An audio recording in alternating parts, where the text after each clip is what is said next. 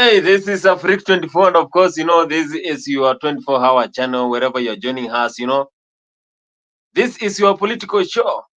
Wherever you're following this conversation, either in East Africa, you're following us in the United States of America, in the city of Virginia, city of California, city of, Bob is going to tell us those cities in the USA. And of course, in Nairobi, Kenya, here is 2 minutes past 11 o'clock. We are going to discuss some of the top stories here that happen in our country, Kenya, doing a weekly recap. And of course, the main story is what next? Who is going to save Rigathi Gachagua after the impeachment? Rumors are saying that this is just atmosphere that was created by the Huda government so that they can confuse the Kenyans. They can sign the Adani deal. That is what I've been reading in the newspaper, so that they can confuse the Adani deal. And the deal has already been signed. So others are saying that he is going nowhere, Rigathi Gachagua. This is a setup that is being used by the Huda government so that they can lure. I have also read a tweet from one and only Okio Mtata, who has really said that whatever is happening in this country, it is not something serious. We are just being lured by the Ruto's government. So I'm joined by Buru here. Buru is going to give us some of best analysis here when it comes to the politics. And of course, he is one of the best and loyal supporters of Rigathi Gachagua. He is feeling so sad of whatever is happening. But if this is a game, then you know that they have won it against Kenyans, because Kenyans are still talking about the impeachment of Gachagua. So welcome in the comment section there, wherever you're following us. Gibbs Icona, the likes of Awesome. We have a lot of people who follow this conversation. Either you're following us in Facebook, make sure you go there, like, comment, and subscribe. Kenya Revolutionary, Gibbs Icona, Penny Nyagaka, Awesome, Labani Misiani, those are the top loyal followers who are very keen when it comes to the Afrique 24. And I'm very sure that they are going to join us in the comment section there. And also, if you get the link that I'm going to share there, you can join us and be able to give your thoughts here live in our Afrique 24 studio. We have a political tension that is happening in this country. We don't know what is happening. Is the Uda government trying to cook the Kenyans so that they can lure their things and they sign some of the big deals? Is this deal serious? And if this deal is serious, is the judiciary going to save our honest man Rigathi Gachagua? That is the question that we're asking here in Afrique 24. And I want to welcome Buru so that he can give us his opening remarks here as we start our today's show. Thank you so much, Bonnie, for the opportunity and also for inviting me to give my views. And you have started by branding me a loyal supporter of Gachagua. I was expecting that you were going to say I'm a loyal supporter of Afrique 24. However, instead of saying I'm a loyal supporter of the Deputy President, I think I am a loyal supporter of truth and justice. And that is why I said whatever is happening, it's not fair. I haven't seen any kind of unfairness. There is nothing that the Deputy President has done that warrants his removal from office. If anything, the other politicians who have been there before, they have done and they have said worse things than the things that he's being accused of. So I want to continue studying and telling Kenyans that it's good to start with the truth. If we talk of corruption, I don't think the Deputy President is more corrupt than our president. If we are to talk of politics of division, we have seen it with our president before. We have seen it with the former president and the former prime minister. So the fact that we didn't impeach them should tell you that they should also not think that they're angels or they are special in any way. The very things that the deputy president is being accused of, all those allegations, when I look at them, they can fit to impeach the president, not the deputy president.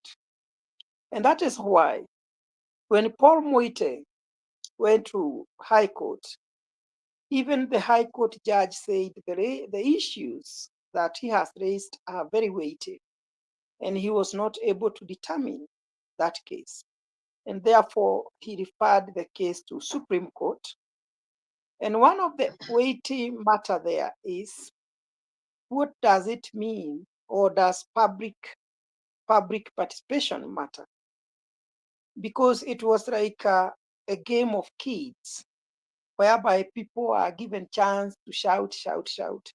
And then the following day, they go to the parliament and they start saying that Kenyans overwhelmingly have said that the deputy president should be impeached, which I think that was not the case. If anything, Kenyans were saying if the deputy president is to go, they should go together with the president.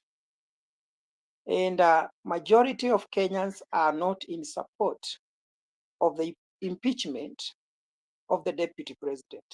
However, there is no one who can say convincingly that this is what Kenyans are saying, because the parliament standing orders does not give the framework to authenticate that process. How can we know the outcome of public participation? Whatever was happening, we were told it was public participation, but there was no order, there was no legal process or legal framework that was being followed to do that. Therefore, the views of those who were supporting the deputy president, I don't know whether they were considered. The only thing that was considered was, oh, we have gone to the public participation, and therefore Kenyans want the deputy president to go. And that is one of the things that the court will be determining. What does it mean when it comes to public participation? How can we know the will of the people on the ground? And what is the process? Is there a legal framework that should be followed to determine or to authenticate what the people are saying? Yes, Bonnie. And that is Buru, and of course, Buru is saying that that is something that we cannot have a true information so that can tell us what is happening. And of course, we are just discussing here. I can see Gypsy Corner here, Gypsy Corner in the comment section there. He has joined us and he's saying that hi, say hi to Buru, say hi to Buru. Gypsy Corner, you are one of our loyal ambassadors here in Africa 24. And we just asking, what next? Is the court going to save Gachagua? Or is this the downfall of William Samoei Ruto? I remember there is a speech that was given by one of the loyal followers of Gachagua here. And very few used to know that he is one of the loyal followers of Gachagua, and is Cleophas Malala.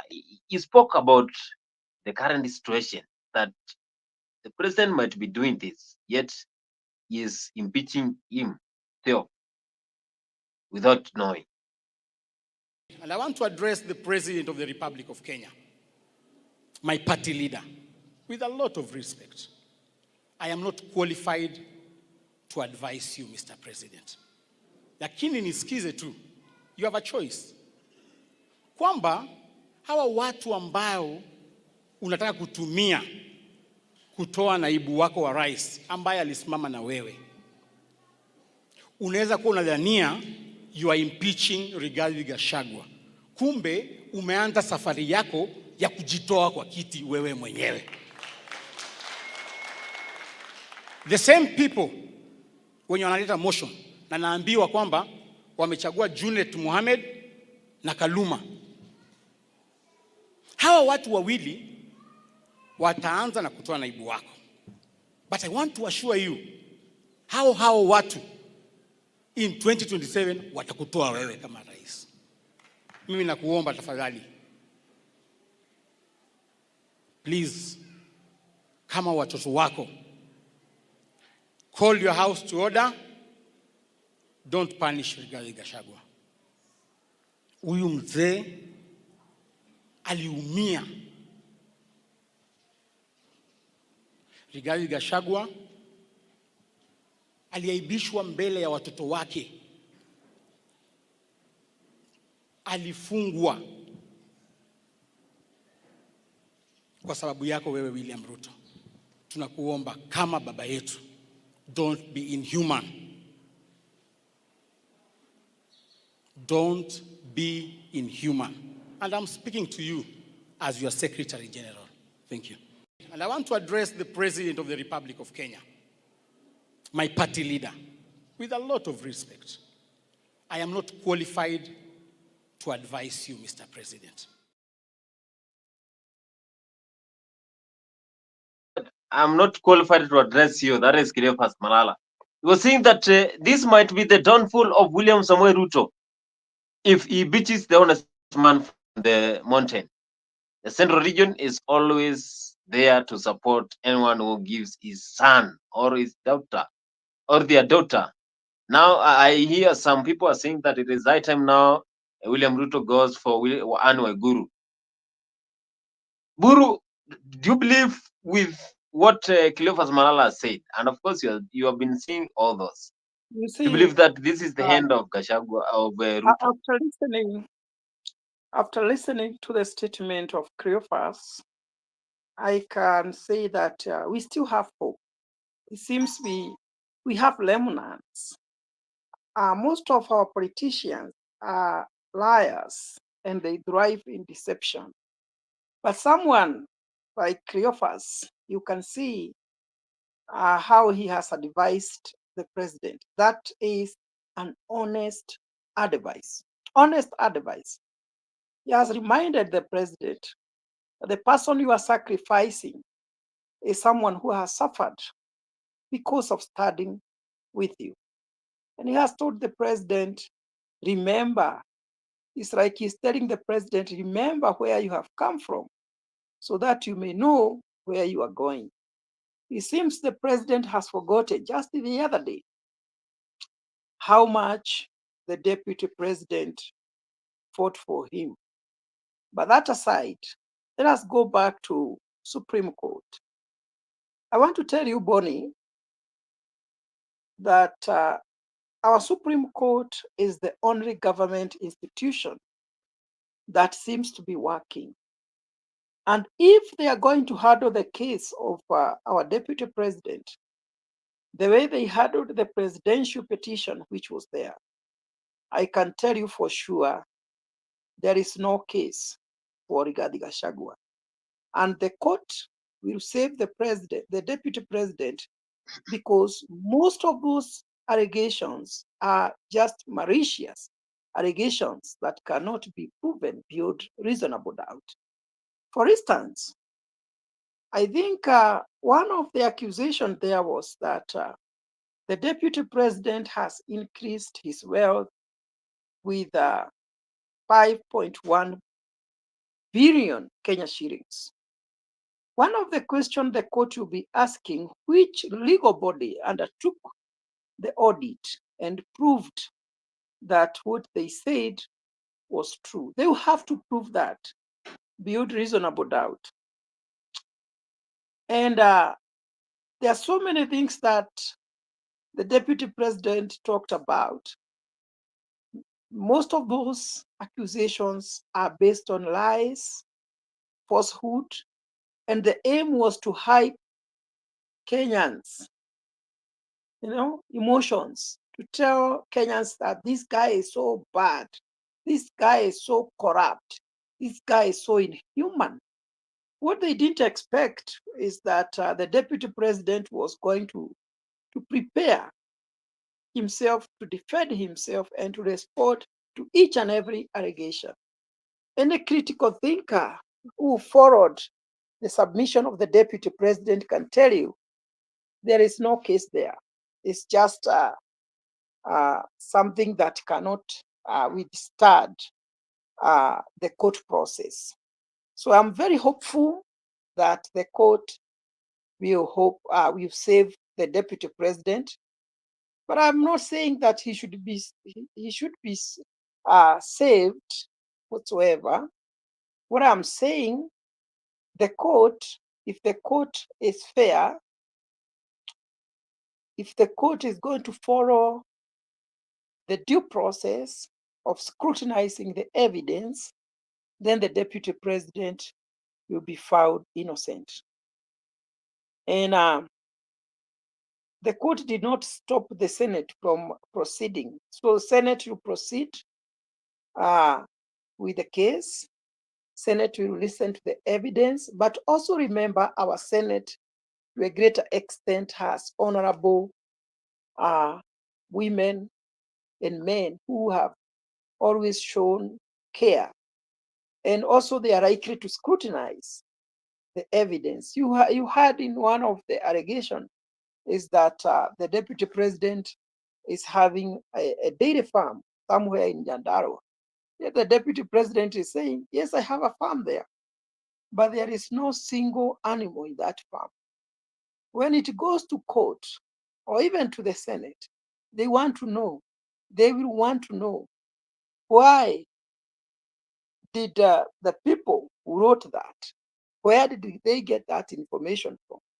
So there are so many things that they were saying that were baseless. And those things will work against them. Now, if the Deputy President will be saved, I can tell you, unless the President changes his style, if he continues to fight with Rigathi, I don't think it will be very easy for him, because Rigathi Gachagua is not the kind of a person to be intimidated.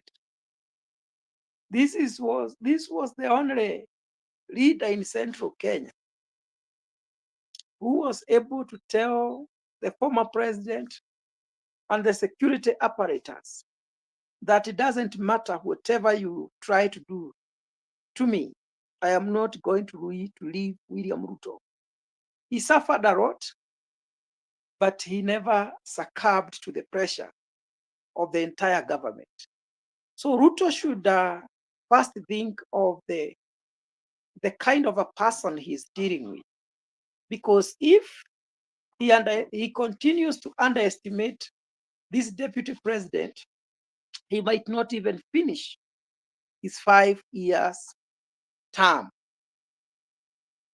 And also, I think he didn't consider the fact that the Deputy President has already entered in the heart of the Mount Kenya people, because he has been in a position to position himself as a defender of the rights of Mount Kenya people, as someone who is fighting for them.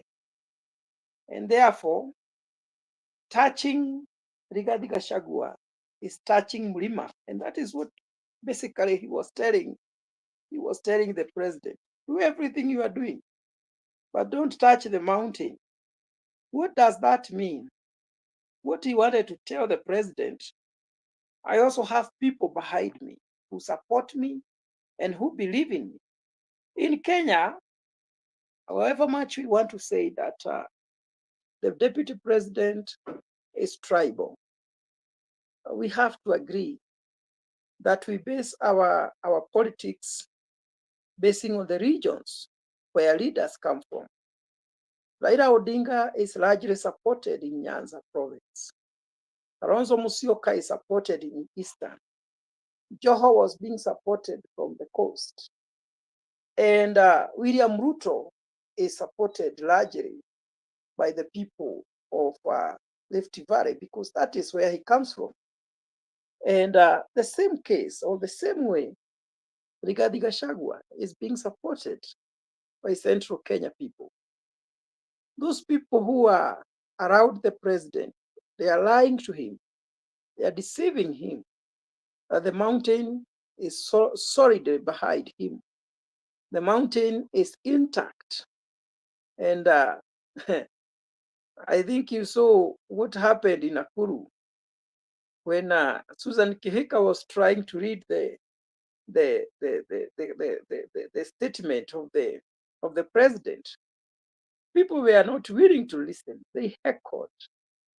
That should tell the president something. When anybody tried to say anything about William Ruto, people did not want to hear.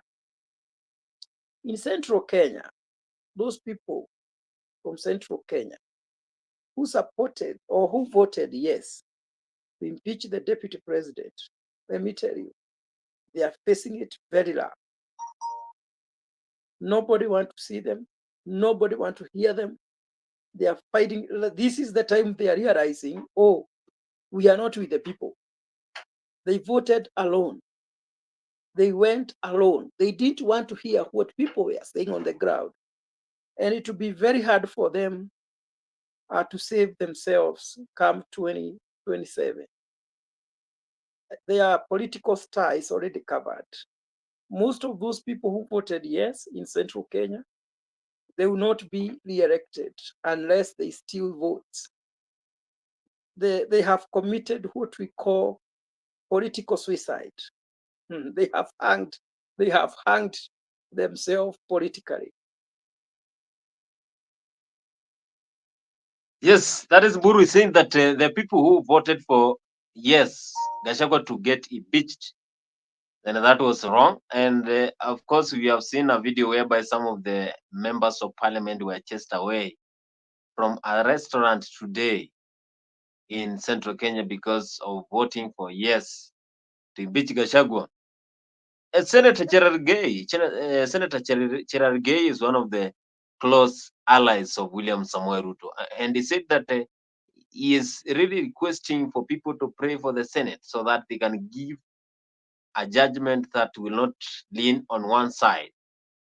A question that a lot of Kenyans are asking: is this going to be a real one? Is this going to be free and fair judgment? And of course, we are waiting to hear what the Senate are going to say. Sisi kama bunge la Senate, kama taifa, mtuweke kwa maombi ndio tuweze kukata haki mbele ya binadamu na mbele ya Mwenyezi Mungu. Tunataka National Assembly wakienda wapate haki, naibu wa rais apate haki, Wakenya wapate haki, na tujue ya kwamba Kenya ni kubwa kuliko sisi wote. This country will remain. Sisi ni wapita njia, na mtuombe kwa sababu bunge la Senate itabadilisha ikuwe judges. Sisi sasa ni majaji. Tutasikia ushahidi na tutasikia kwa umakinifu sana. We will listen to the evidence very keenly, and we must be satisfied that the evidence presented and the grounds presented meets the threshold that the allegations of the National Assembly leveled against the Deputy President. We will listen keenly. Tunataka tuulize wa Kenya mahali popote Senate inaposikia hiyo maneno, mkuwe watulivu, mkuwe na amani, tuachie bunge iendelee na kazi yake kama bunge la Senate. Nyinyi kazi yenu ni kutuombea, si ni namna hiyo? Lakini haki itatendeka katika bunge la Senate. Unajua watu wengi ile National Assembly, watu walikuwa wanauliza mbona hii kuulizwa maswali ama, inajua National Assembly inaitwa pre-trial chamber. Kazi yao ilikuwa tu kuunda kesi. Sasa wenye kusikiza kesi ni sisi bunge la Senate. Na tutakaa karibu siku 2-3, tutakaa macho kwa sababu it is a marathon of 2 to 3 days. We will sit and listen. Senator Cherargei is saying that they are going to determine this case. They are serious and they are going to determine this case. And of course, I know these are some of the questions that Kenyans are asking. Is this case going to be one of the best? Is Gachagua going to be given a free and fair ground? Because whatever happened in the parliament, it was so quick. I can see in the comment section there, Labani Misiani is saying that, can the court save corrupt and promote nepotism? and of course that is a comment section there. Is also, I don't know, Labani Misiani, he or she is saying that this same character was here in this forum telling us how William Ruto is a good person. And Buru, this is a question. Someone is saying that this is the same character who was here in this forum telling us how William Ruto is a good person. You will be clarifying this, and also saying that we don't care what will happen in 2027.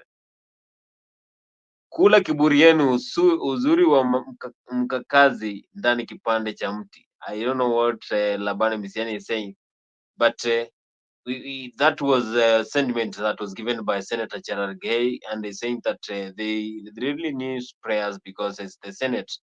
They are the main determinants when it comes to the Gashagua's case, and they're going to fight so that they can give free and fair. A question that we're asking here. And Buru, there is a question that was posted here by Labani Misiani, and he's asking you, are you the same character who was here in this forum telling them, the followers and all those who engage in African 4, how this William Samuel Ruto is one of the best?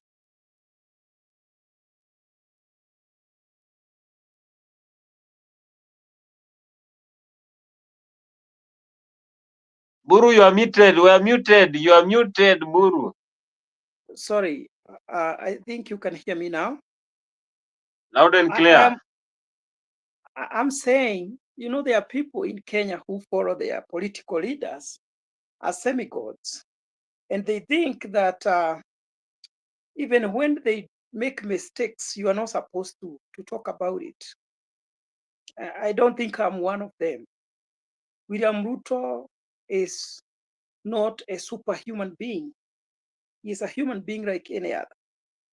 Whether I supported him or not, if he makes a mistake, I am free to talk about it.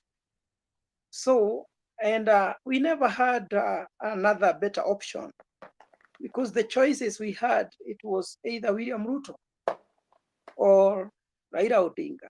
I still stand. If today we only have the two options, I'll still vote for William Ruto again. But on this specific matter, I can tell you he is out of order. He has done a serious miscalculation. That is what I'm saying. I want to go back to the statement or the sentiments of Cherargei about how the case will be prosecuted in Senate. And I want to say, both of our chambers, most of the members don't vote independently. We have some noise coming, I don't know from where. You can mute. I'm dealing with it. I'm dealing with it. Yes, please. Yeah, continue. So the thing is that most of our politicians, the members of those both chambers, the Parliament and Senate, they don't vote independently. In most cases, they are not even allowed to think or to make personal judgments. They vote basing on political parties or the will of political leaders, especially the leaders of the party. That is why you see those in ODM, they will vote basing on what Baba wants. Those in UDA, the majority will vote basing on what William Ruto wants. And the other factor that influences the outcome is corruption. You have had allegations of bribery that was going on in Parliament to make sure that the Deputy President is impeached. And I know it's the same case. Maybe they might decide to take money and to vote independently, but it's a very slippery case because both sides, they know they have to use money, because that is how we conduct our politics, which is very unfortunate. The only place where we can place our hope that fairness and justice can prevail is the Supreme Court. And that is what I'm waiting to hear and to see. And what is the advantage of the Supreme Court? The advantage to Gachagua is that I know William Ruto had planned to hurriedly impeach Gachagua through Parliament and Senate, then immediately swear in another person. Right now, he cannot do that. He has been barred by the High Court from doing that. That even if the Deputy President is going to be impeached in the Senate, he cannot swear in another person until the court process is finished or determined. So that is the disadvantage of William Ruto. And you know, the court process, it's although it has been taken to Supreme Court, the Supreme Court might take a shorter time, but High Court, it was even going to take a very long time. So we don't know how long it's gonna take, but I think the Deputy President made a very good decision of going to the court, because the court is likely to save him. Having critically listened to the allegations, I can tell you for sure, most of those grounds cannot withstand the court process. And the Deputy President is likely to be saved by the Supreme Court. That's what I think. Buru is saying that maybe things might be a bit hard.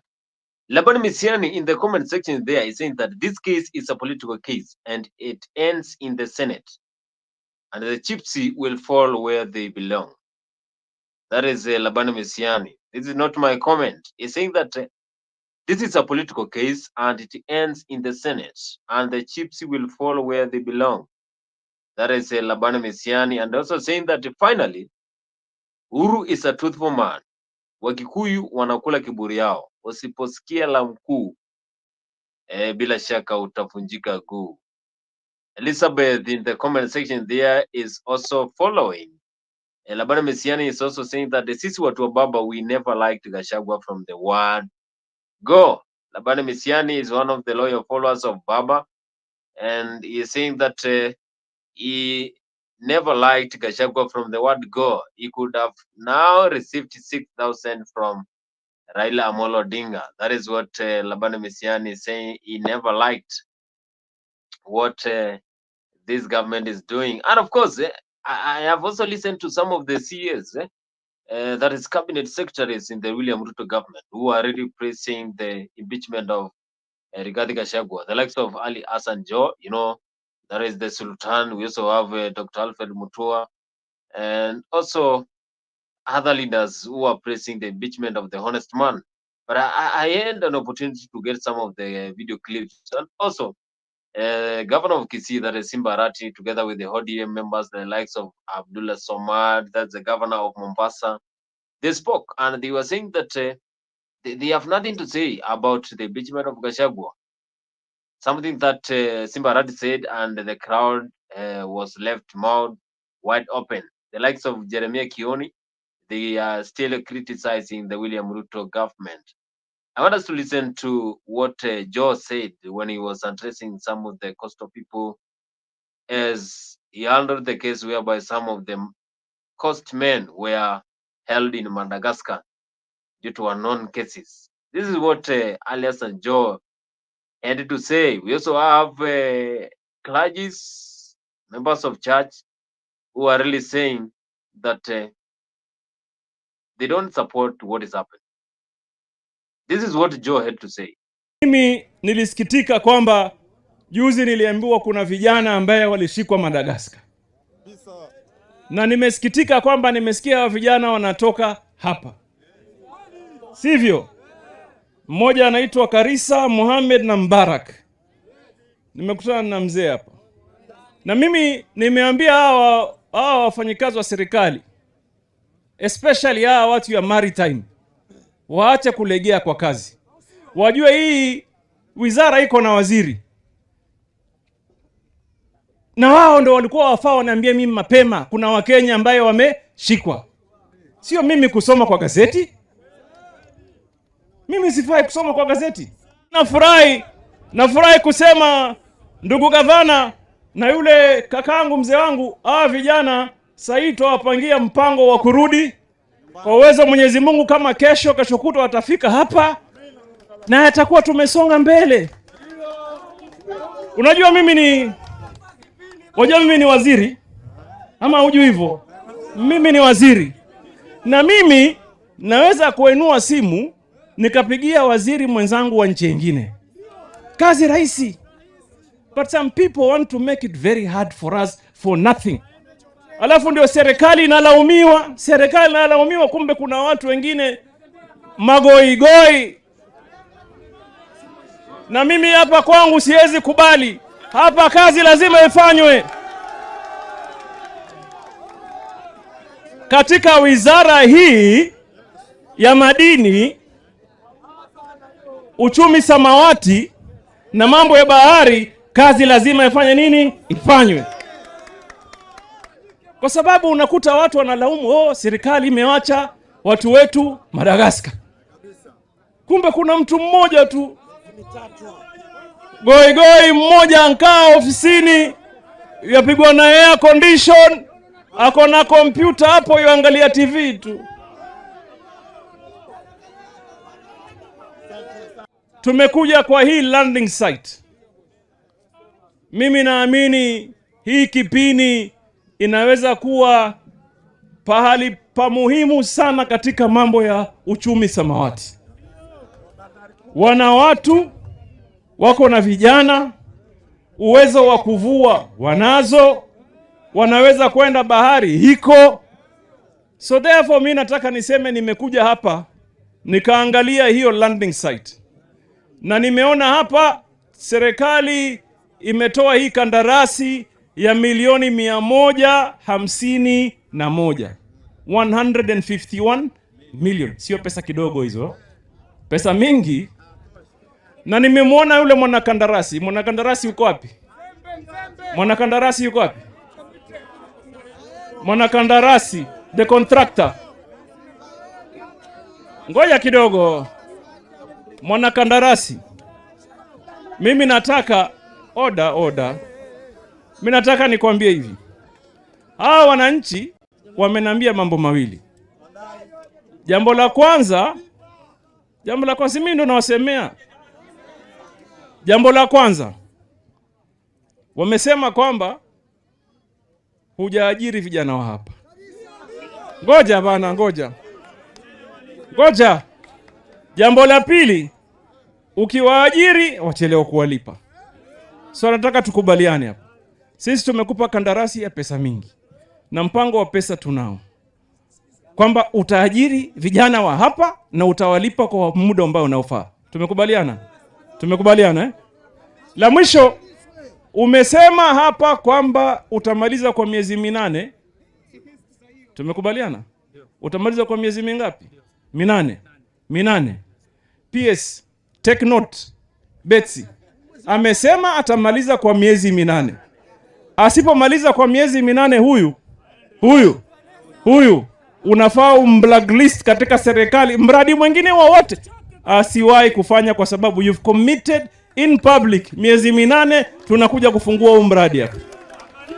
Tumeelewana? And I'm telling you, mimi am serious. Kama miezi 8 haijaisha, basi wewe funganya utatafuta safari na usije tena kwetu kuomba kazi, kwa sababu we will not give you. Sivyo? Kwa sababu serikali inatoa pesa, alafu hao watu wanasema mradi umelala, kumbe ni wewe. Na wale vijana ambao hawajalipa walipe. Tumeelewana? Asante. Haiwezekani kwamba mnangoja paka PS, CS aje hapa ndio tuambie watu wanaiba gypsum, watu wanaiba sijui kopa, watu sijui wanaiba nini. Nyinyi mnafanya kazi gani? Ama nyinyi wenyewe mmechotewa? Si namna hiyo. So tafadhali, nasema hii mambo ya madini haramu mimi sitaki katika taifa letu. Na every county commissioner and the county security teams must take responsibility to ensure they protect these important minerals that belong to the people of Kenya. Rasilimali ya madini katika taifa ni rasilimali ya mwananchi. Na mimi nina habari kwamba hapa katika Tana River County wachimba madini haramu wamevamia usiku na mchana, wanachukua rasilimali ya mwananchi hapa bila mwananchi kujua, bila mwananchi kupata maslahi, bila mwananchi kupata faida. Na nyinyi mko hapa mnafanya kazi gani? Really? Nyinyi mumepewa vyombo vya usalama kwa sababu ya kulinda maisha ya mwananchi na rasilimali yao. So rasilimali ya mwananchi sio nyumba peke yake. Tafadhali tell the county commissioner the CS for mining was here, na amesema anataka aone operations.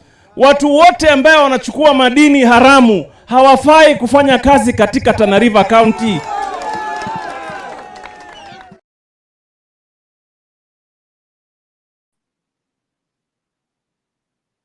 That was Alison Joe, and of course he was talking about the current situation whereby there's some things that are happening in the coastal area where people are not being given fair ground, and also there are some of them who are being held.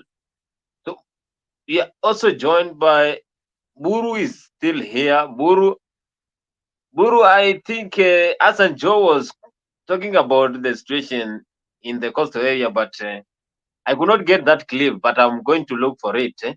But there is a clip that he was saying that he really supports the impeachment of Gachagua. He was telling the coastal people that they have done a good job by impeaching Gachagua, of which I don't know whether it's true or not. This is what Simbarat had to say. And also, before we go to Simbarati, I want us to listen to what Jeremiah Kioni. Can you give Bonnie? Can you give Alex a chance to say something? That clip was not relevant to the debate, but yeah, it's okay. Give Alex chance to give the opening remarks before you can give another clip, if possible.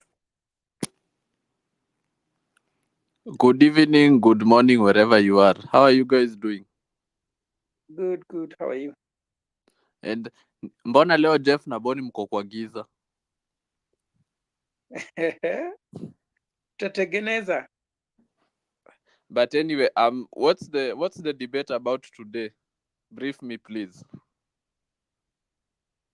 Impeachment should not be turned to a campaign for 40 against 1. I caution the members of parliament, as they make their contributions on the floor, let them not make it a community issue. When they start getting communities to hit one another, it is a demonstration of the decaying level of those institutions. We have been struggling for the last number of years to ensure that there is some cohesion, some moving together as communities. And when I hear some members of parliament speaking, they are trying to ensure that these communities are again on a collision course. Maybe it's the desire of those in government so that come 2027, they are able to play communities against one another and win easily. It will be very unfortunate for members of parliament to agree for their tongues to be used to further the same thing. We can disagree on many things, but do not get us back to where we were 2007. Please don't cause chaos 2007 by the way you speak on the floor. You are impeaching Gachagua. It is not Mount Kenya you are impeaching.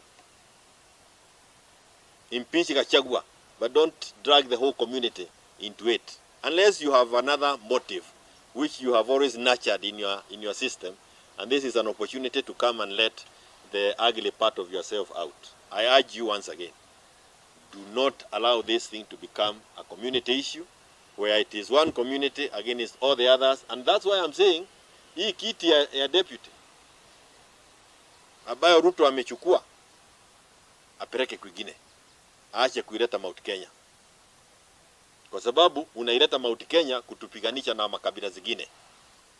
And again, after what you are doing with this impeachment, any person occupying that seat, yeye atakuwa kadori. kadori tu ile unachika unacheza naye na watoto. You are zero. So wewe unachukua hiyo kiti, don't ever bother telling us that you are really a deputy of any sort. That thing has now been reduced to a puppet position, and it can be taken elsewhere for many reasons. Yes, that is Jeremiah Kioni. You know, Jeremiah Kioni is the leader of the Jubilee, and of course, he is saying that whatever happened in 2007, we don't want that. This is after William Ruto is quiet of what is happening, the impeachment of Gachagua, and he's saying that whatever happened in 2007, maybe this government is dragging us for the post-election violence when it comes to the 2027. And he's also saying that whoever is going to be given that seat after Gachagua is going to be beached, if this one is going to be successful, then is being controlled by William Ruto. So you will not be having any work there. He's saying he doesn't support that. And if Ruto wants to bring that seat to the Mount Kenya, he is also saying that he doesn't want anyone to be around there and anyone to come from Mount Kenya. Let it be taken by any other tribe, not the Mount Kenya, not the central region. That is Jeremiah Kion there who was speaking, and he was saying he doesn't support that. You're joined by Mzalendo. Mzalendo, welcome to our Freak 24. And of course, you are lost. A long time we have not seen you. Give us your sentiments. What do you think is next for Gachagua? What do you think is going to happen in this country after Gachagua impeachment? And who is going to save? Maybe the Senate, maybe the judiciary. What is your take?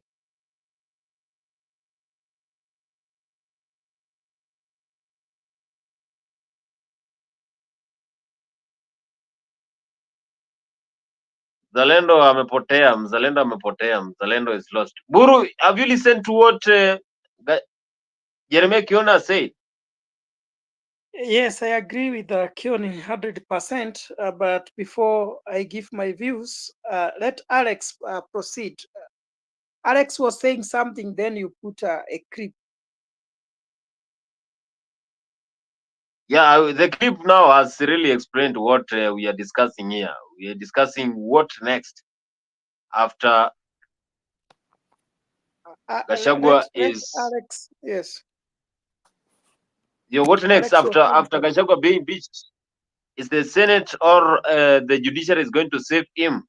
That is the question that we are asking here as we discuss in our today's show. Are they going to save him?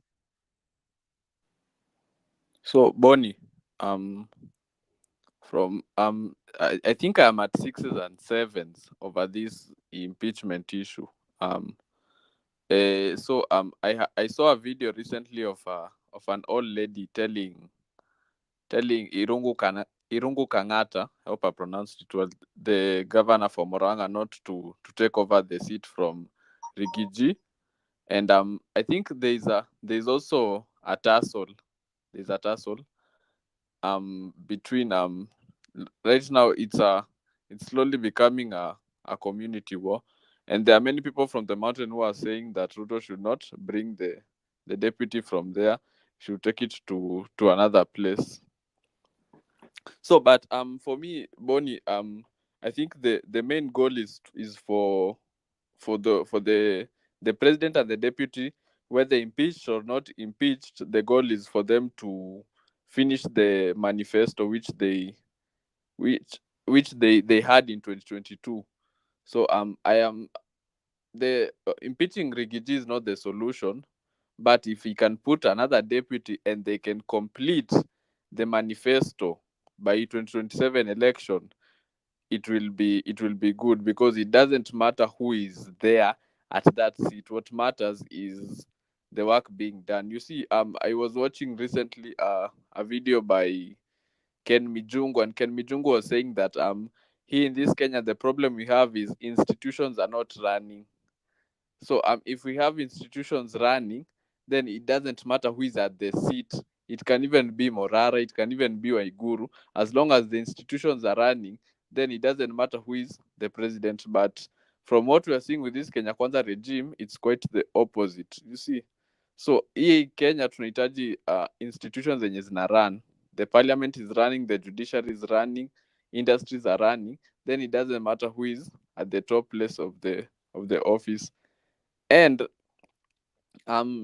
what can I say also, for who can be next for the deputy president, I think Kimani Ichung'wah, for only one reason.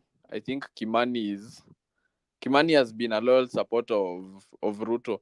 That's why even I question what some people say, that if one MP Chale puts the motion for impeaching Rigiji, for not Rigiji, sorry, if he tables a motion for impeaching Ruto, and it can go through. It can't go through because the majority leader, Kimani Ichung'wah, cannot table that motion.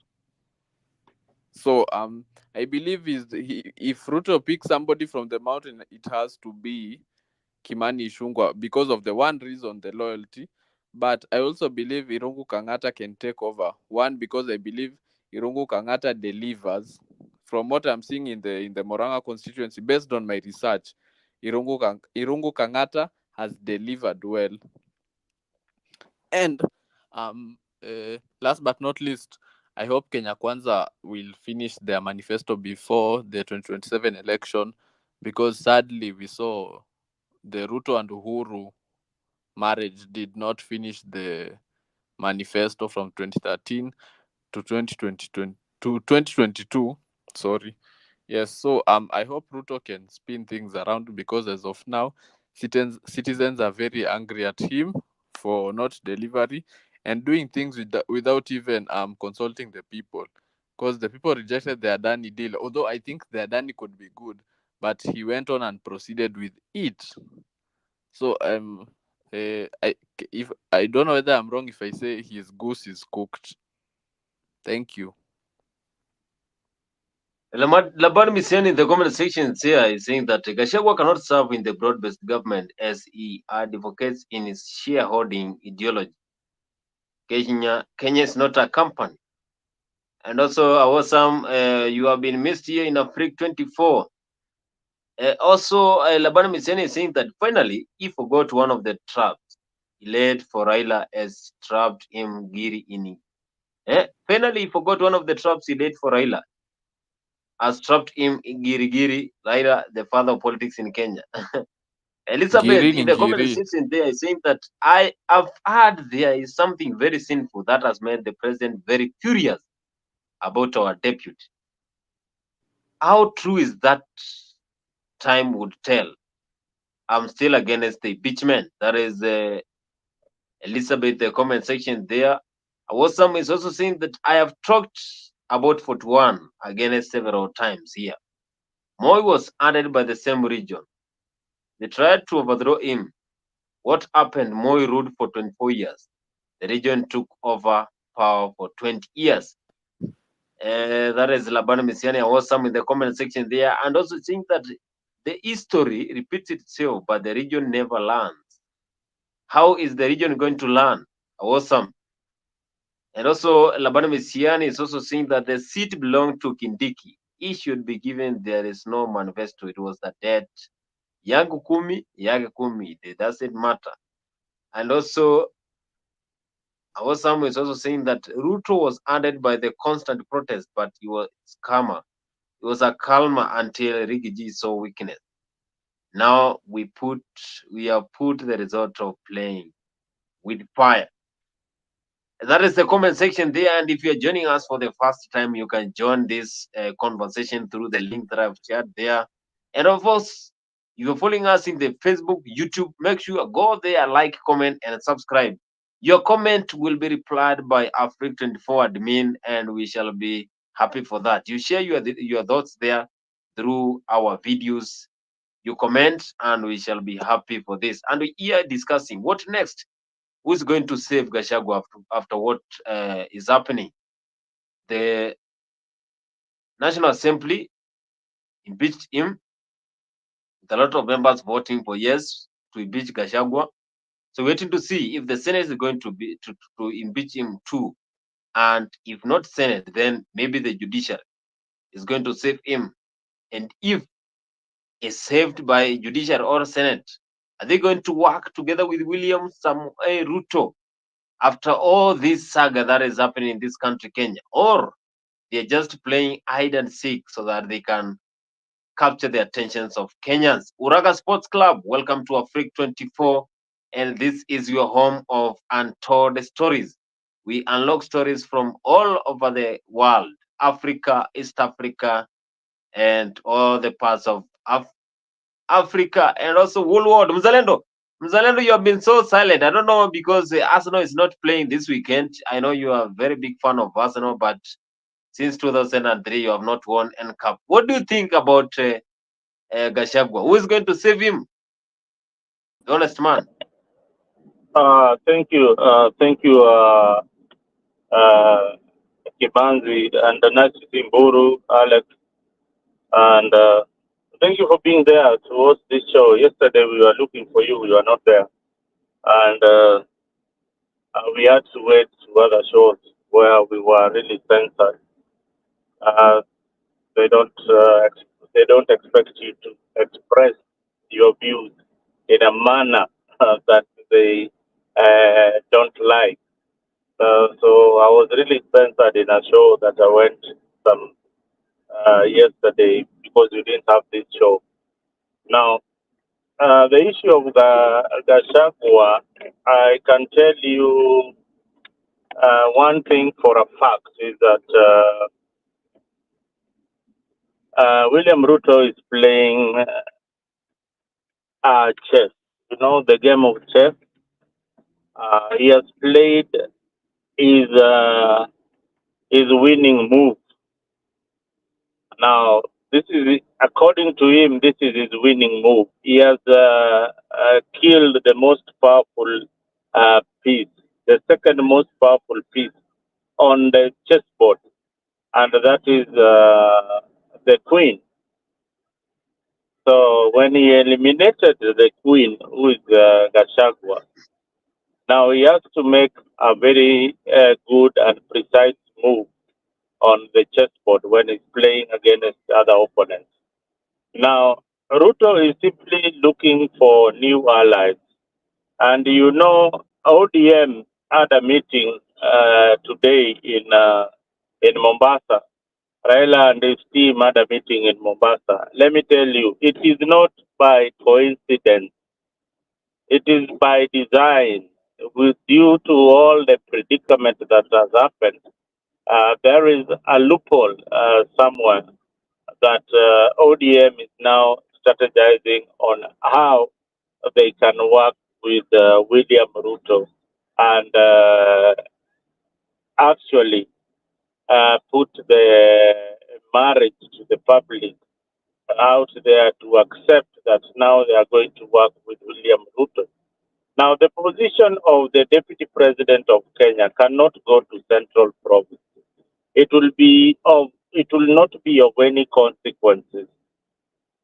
It will not help Ruto much. Ruto is not that dumb.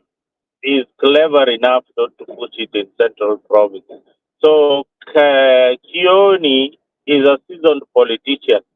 He has predicted already that Ruto is not going to give them that position back.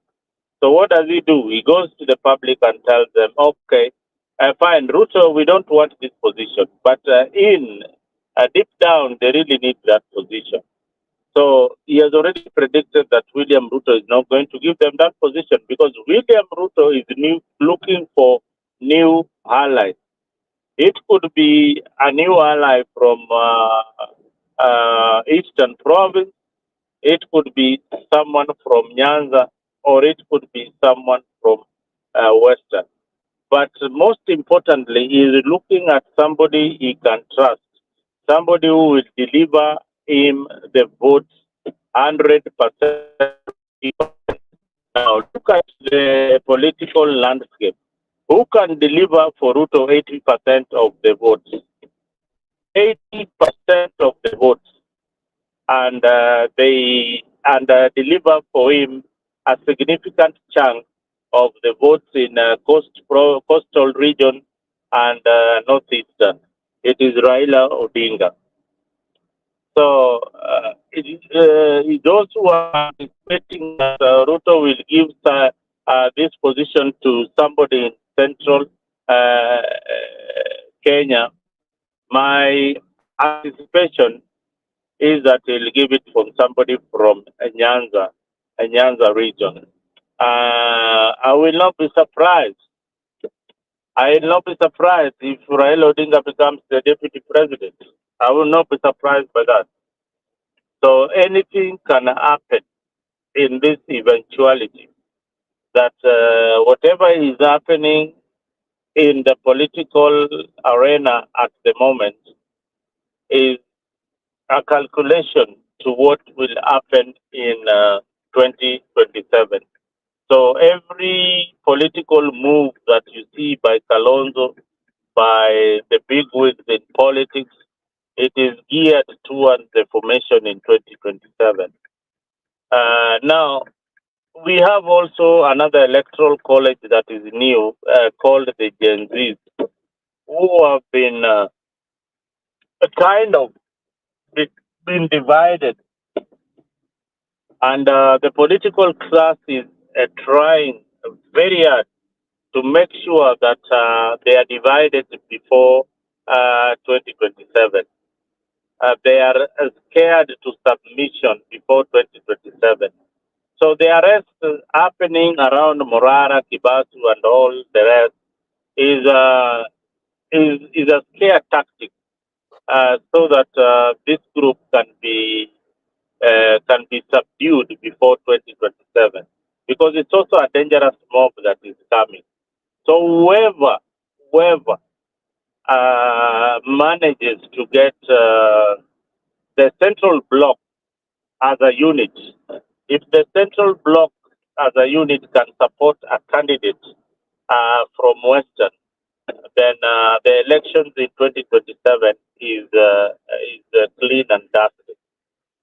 If the Luya people can have somebody different from Mudavadi and Wetangula and bring somebody in like Okiom Tata, who is from that region, then I can tell you the elections in 2027 is gone.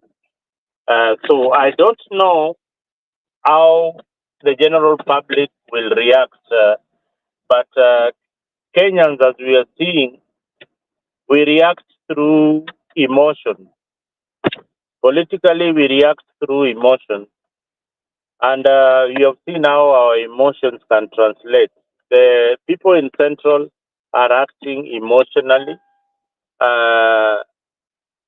As much as we blame them from being tribalist, people in Nyanza are also very tribalist. There is every part of the region votes on tribal lines, apart from one community called the Kisi and maybe the Abaluya community.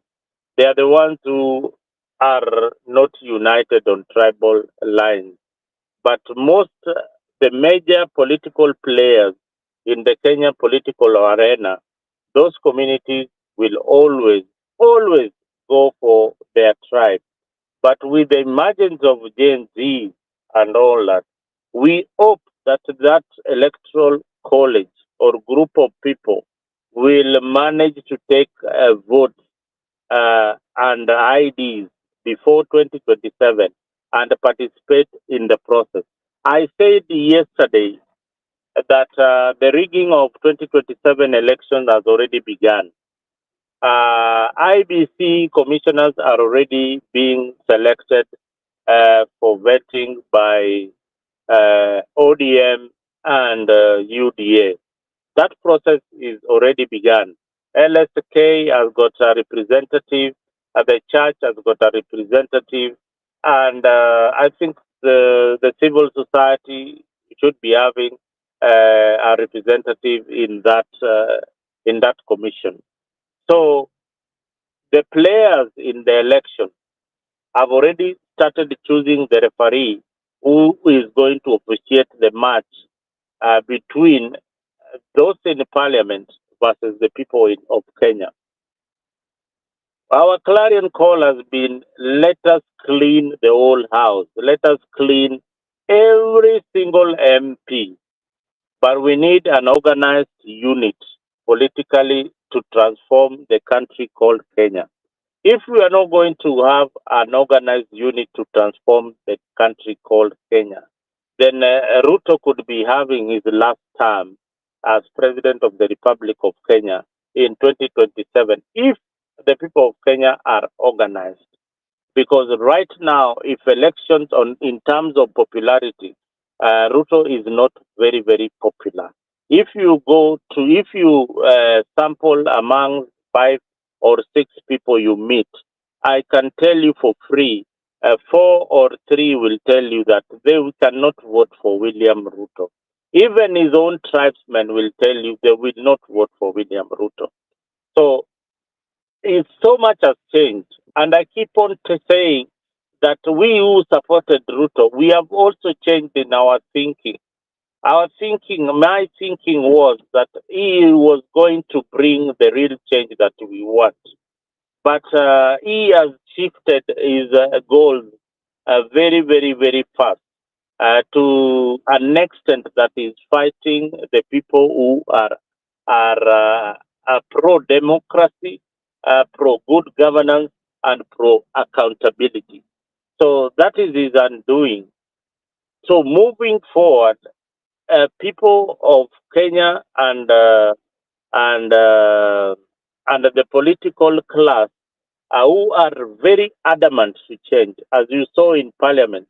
There are rumors out there that each and every parliamentarian was being given $500,000 to vote. You can imagine being given $500,000 to cast your vote in to impeach Gachagua, and one MP who had gone to vote no, voted no, and then when he had, hey boss, why are you voting no? And people are being given 500,000. Honorable Bensouda quickly changed their votes to yes. So this is how it is. This is all about money. But we had advised Gachagua Rigidi is playing tough in a very dangerous field. He should not play tough. His goose is cooked. He is going home, whether he likes it or not. The best thing that he should have done is to resign, so that he can rejuvenate himself in 2027 and come out as the victor in this whole mess. Because people have now started saying, hey, we like the truthful man, Mr. Rigiji. Whether he's telling us lies, but there is just something about him that is unique. There is just something about him that is true. There is just something about him when he talks that he loves his community. He is not shy to say that he's tribal. He is not. So he's saying the truth, other than somebody who is pretending to me that they are not tribal, but yet deep in their heart they are tribal. Otherwise, thank you. That is Mzalendo saying that maybe things might change. And of course, Labani Misiani is saying that the Gen Z has been split into two, the comrade chapter of UDA and the Morara functions Ruto until 2032. And it's also saying that I concur with Mzalendo. Ruto has done some calculations. That is why Dinti Nyoro is so quiet. A question here, someone is asking, when one answer divorce, can you tell him how he can still believe in a wife caught in an act? That is Labani Mesiani asking that question. And Buru was saying that he agreed with what Jeremiah Kioni was saying, because he was saying that they don't want that seat to come from the central region. They still believe that they have more powers and they don't want more humiliations when it comes to the 2027 and also in terms of politics. So just here asking what is your take? And of course, Alex, what do you have to say about Jeremiah Kioni? Is he bitter of what is happening, or they are sensing the same way Mzalendo is saying that maybe they sense that Ruto has done some calculations and this seat is going to other regions, maybe the Lake region, speculatively?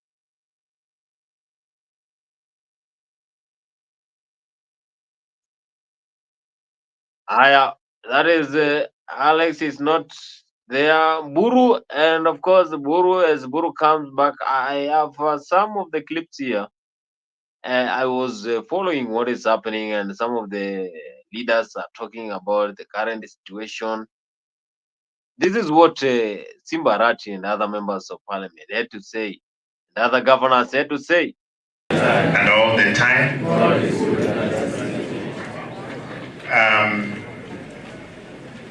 nataka nitoe rambirambi zangu kwa familia ya Mheshimiwa Ugari. Everything has been said. Mheshimiwa Onyonka has crowned it. I may not repeat any of what has been said. Allow me to say one thing. Mheshimiwa KJ, I was your chief campaigner, chief witness, chief agent. Chief good.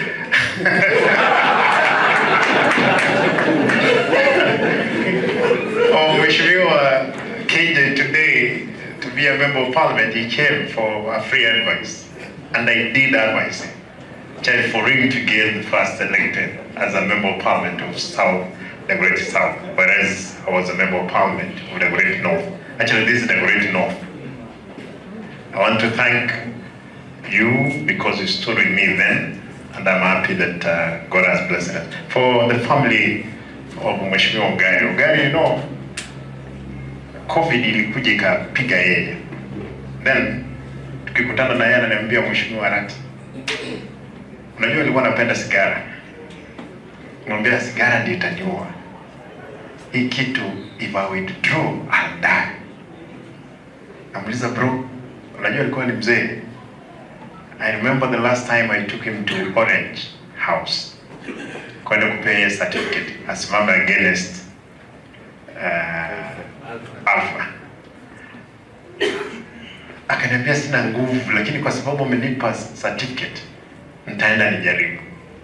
Mzee Ugari alale salama, watoto wake mkwe na roho kama ya mzee Ugari. Mwisho, najua mimi ni deputy party leader wa chama cha ODM, na nataka niseme tu vizuri.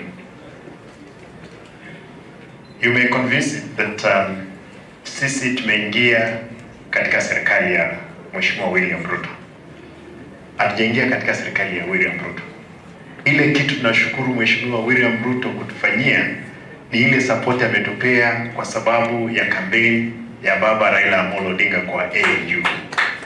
Hiyo tunashukuru yeye sana. Haya mambo mengine yote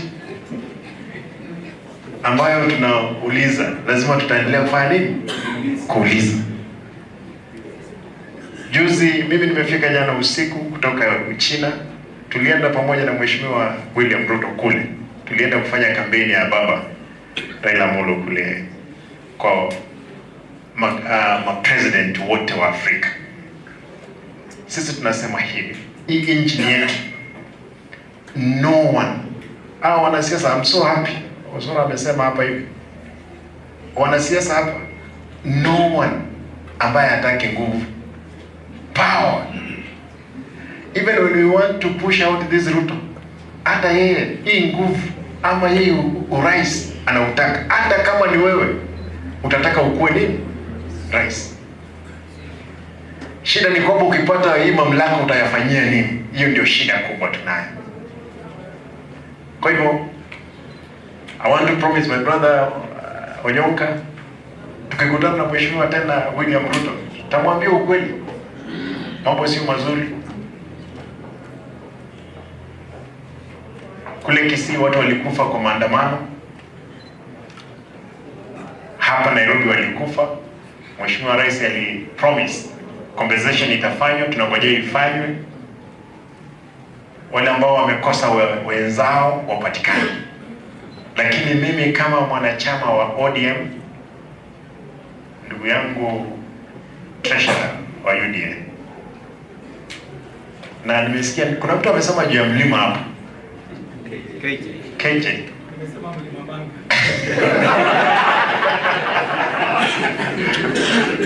Hii mambo ya mlima lazima muache bwana.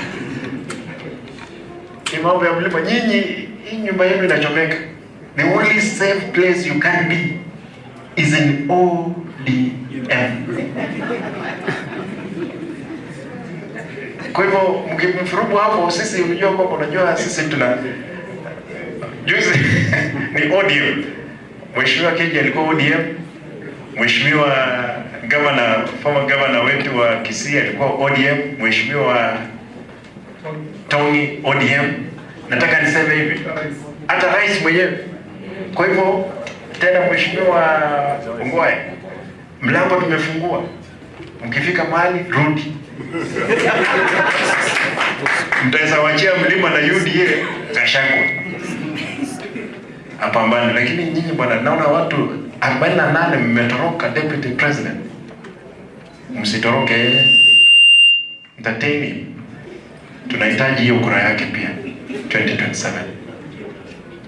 Sitaki kuongea mengi kwa sababu najua nikiwa party leader lazima I weigh my words. Ndio nisikote. That is Simba Arati saying that the MPs who have moved away from Rigathi Gachagua, they should just go back to him. They still need them 2027. And he's also saying that if you have left the mountain, join them in the ODM, saying that this is the only party that is very strong and believed by most Kenyans. That is Simba Arati there. Buru, have you listened to what Simba Arati said? And what is your take about his last sentiments there? I want to start with the sentiments of Jeremiah Kioni. And I want to say that the person who gave William Ruto a very honest advice is Jeremiah Kioni. Because Jeremiah Kioni told Ruto, how I understood it is that politically, he has already messed himself in as far as Central Kenya votes are concerned. So even giving that position to Central Kenya again, it won't help him. So he better give that position to another person. He also said that the reason why Rigathi Gachagua is being impeached is because the president is looking for a puppet, someone who can be saying everything that he wants him to say or he wants her to say, someone who will not question him even when he commits some crimes like the Adani situation that we are in. So the fact that Rigathi Gachagua has not been agreeing with him 100%, that makes the president very uncomfortable with him. So all those allegations you hear about Rigathi Gachagua is just because he is not an agreeable leader. William Ruto wants a puppet, someone like Kidiki, who cannot question him. William Ruto wants someone like Musalia Mudavadi, who can never question him in whichever way. And I also want to say this. There is someone there, I think Misiani or something like that, who said that impeachment is a political process and therefore it ends in Senate. And I want to tell him, he does not understand how the three arms of government operate. In the three arms of government, the court has the highest say, because the work of the court is to interpret laws, and everything, whether political or not, it has to follow certain procedures that are stipulated either in the Constitution or in the standing orders or the Acts of Parliament. So the court has the final word. That is what I want to tell him. That is why even the general election is a political process, but at the end of the day, the court determines whether it was free and fair. And the ruling of the court becomes final. So when you say it's a political process and should end in Senate, it seems you don't understand how the three arms of government operate. So if the court decides to save Gachagua, the parliament and the Senate will have nothing to do. Will have nowhere else to go, because the Supreme Court is the highest court in Kenya. There is an allegation which I have been hearing, and I also heard Boss Shorey touch something about treason, that the deputy president wanted to overthrow the government of William Ruto. And the question which is coming in my mind is, why didn't they put this as one of the grounds of impeachment of the deputy president? It is just because it's just an allegation. It is just because they don't have the evidence. It is just because it is malicious. So it's very unfair to say the reason why Ruto is kicking away Rigathi Gachagua is because he was trying to overthrow his government. I think that is not fair. But I want to conclude with the sentiment of Siba Arati. This is a very wise guy. Right now, he knows something, which I also want to tell other politicians, that right now, the weakest party we have right now is UDA, because there is what we call the aspect of trust in politics. And once someone stops to trust you, it's very hard to regain trust. You can build trust, and it's very easy for people to trust you, especially if they don't know the other side of you. Like what happened with Central Kenya people. They believed that William Ruto changed. Remember, the people of Central Kenya never trusted William Ruto until they were convinced by Uhuru Kenyatta. This guy changed. He's a good guy, has become a Christian, and he is a safety, and we are working together, and we have said never again shall we have the animosity between the two communities. And somehow people started building a rapport between William Ruto and themselves. They accepted him to the extent that when Uhuru said no, what I told you is not true. This guy is not good. And actually, he warned the Central Kenya people that if you don't follow my advice, you people, you cry and you remember me. Right now, if you listen to Central Kenya, people are saying, oh, I wish we listened to Uhuru Kenyatta, because Uhuru Kenyatta warned Central Kenya that if you vote William Ruto, you are going to suffer. You are going to cry. Right now, they have agreed with the views of Uhuru Kenyatta. And people in Central Kenya are saying, William Ruto is not someone that you can trust. It's not someone who likes this community. It's not someone who has the goodwill of our community. And therefore, it becomes very hard. I don't know what he can do. Whether he can give Waigoro, it won't help. Whether he gives Kidiki, it won't help. He has already messed himself so much politically, because he has lost his what we can call a very formidable political base. And it is very hard for him to regain. Maybe he can get 20%, but somebody else will get 80%. And that tells you UDA right now is very weak. William Ruto right now is very weak politically because he's only hoping that the former Prime Minister Raila Odinga is going to support him. But what he has not done is to think critically. Critically means he is not asking himself what the former Prime Minister decides not to support him politically. He will be a very weak president politically who does not have a majority of the people behind him, and therefore it will be very hard for him to govern. You have seen the people who voted against Gachagua, they are facing hardship in their backyards. Even reading the condolences message by the message of the president by the governor of Nakuru, you saw how hard it was. People didn't want to hear anything with about William Ruto. So it's the high time that the president should rethink, should sit down and think what he is doing.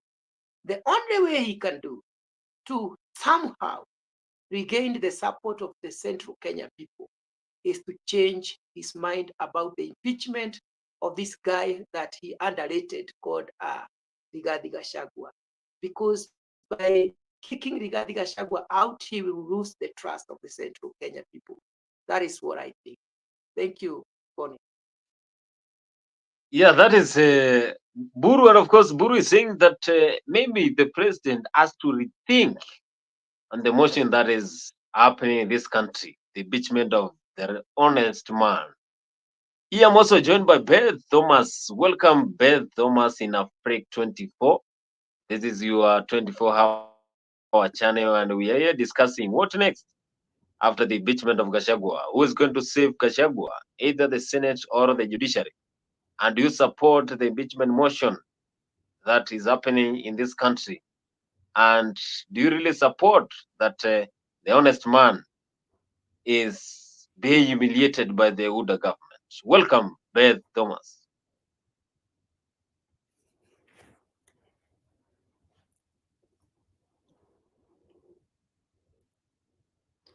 Thank you. My thoughts on all of this is that this whole government is not working for us. My position is that they honestly have failed the country. They failed all generations. The president has not delivered what he said he would deliver. I am having trouble separating the two. This was a marriage that we were sold on. They didn't come as an individual. They came together and asked for the citizens' vote. So my thing is, if Gashagwa has failed, they have both failed. If we are not happy with this government, the entire government has failed. I'm all for something new, something different, if possible, younger. I'm for all to go home. That's my opinion. Oh, thank you so much. Thank you so much, Beth Thomas, for joining Africa 24. And we are looking forward to having you every day here in our today's show, in our everyday show, so that you can give us your sentiment. And she's saying that she supports both to go. In the comment section there, I can see someone say that UDA can look weak until after 3 years from now, when the hidden cards will be unleashed. You're gonna be surprised. That is what he's saying. I will be ready to hear what Buru is saying about that. Saying that Arati is driving. This is what Osam is saying. Arati is driving a script that will never work. The person in power can change the course of the politics easily. In fact, so many people like power, and not everyone will fit in there. but just a few. He is also going ahead and saying that Morara is now gaining experience. If Gachagua with his billions can be impeached, how about someone who doesn't have, who depends on the donation? Let him know Kenyan politics is not a walk in the park. Hey, he's saying that, I was somebody saying that if Gachagua with all those billions can be impeached, what about someone who cannot afford chapati madondo in the Kibandaski? Hey, Well, can I respond to that? yeah, Yes, please, yes, please. Okay, so I feel Kenyans as a people, we need to change how we look at politics. We need to change the ideology that money is what wins people positions. People need to get to a position or a place where they identify what is important to them. Would you, as a people, vote for someone who has billions because they're giving you 500 shillings that cannot even buy you dinner? Or would you rather vote for a person that might not have anything, but your tomorrow is bound to change because they're anti-corruption, or because they're for transparency, or because they're here to stop all this ghost project? I would say that personally, for the sake of myself, for the sake of my children, for the sake of future generations, I would want a leader that has good moral campus that can be demonstrated by the things that this young man stands for. He's been out here risking his life. He's been out here showing us the projects that have been allocated so much of our money, yet those projects are not completed. These projects are not even working to bring any income back into the country. How on earth do we even have roads that have never ever been constructed? That doesn't make any sense. So whether this person can afford chapatis or not, I would rather a person that is honest, a person that is transparent, a person that is anti corruption, a person that has morals and ethics. These people that we elected, they sold us a lie. I was one of those people who are like, okay, this money that they will give the hustlers will change people's lives. Because in my head, I was thinking that those loans will be large enough to help young people, to help mama mbogas, to help the bike people or whoever to start and establish businesses and grow as they pay back the loans. But this money, I remember I got like, what was it, like 500 shillings?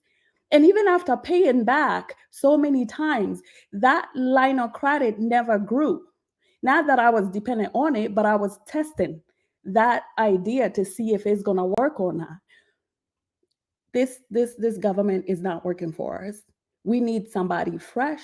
We need somebody who's honest. We need somebody who has an idea of what these young people are going through. Somebody who's going to come and speak with an understanding of really truly what's going on the ground. My question for the people that think UDA is going to be good in 3 years. What has UDA done for the people? For the 2 years they've been there, whose life have they changed but they own? Tell me what group of young people have gotten the jobs they were promised?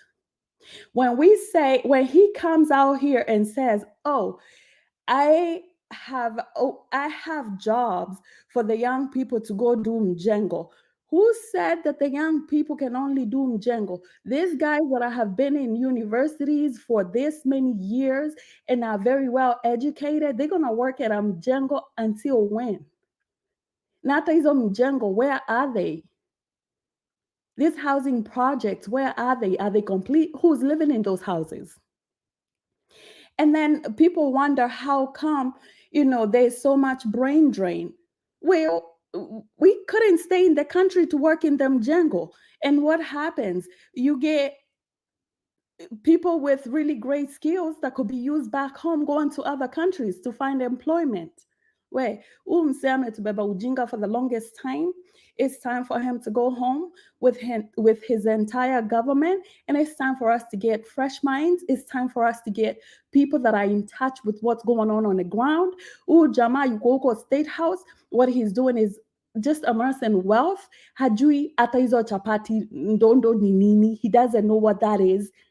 Si watu huku chini ndo tunajua hiyo ndio nini. Ya ajui. Ye job yake tu ni kushindanga amebaya ati nini. Jets. 6 jets for what? Well, there's someone who cannot get dialysis. When people are dying in the hospitals because this healthcare system has been changed. And why on earth are we not using 700 million to improve the platform of the existing healthcare? Why should we have a debt of 104 billion? What is that? Niambie ni nani huku kwa mavillages hata anaweza jua hiyo ati billion inakaaje? It's time for us to say enough is enough. We cannot keep supporting people because they're called by our last names, because we speak the same languages, because they sound articulate, because they sound learned. Just because I got a PhD mbele ya jina yake, that doesn't mean that he's smart. Clearly, the decisions that he's making are idiotic. I'm sorry, but that's the truth. So mambo ya UDA, sijui nani, no. Let's look for a candidate, whether that person has an established party or not, whether they are new, whether they are old. Let's find someone who represents us well. Let's find someone who stands with what we believe in.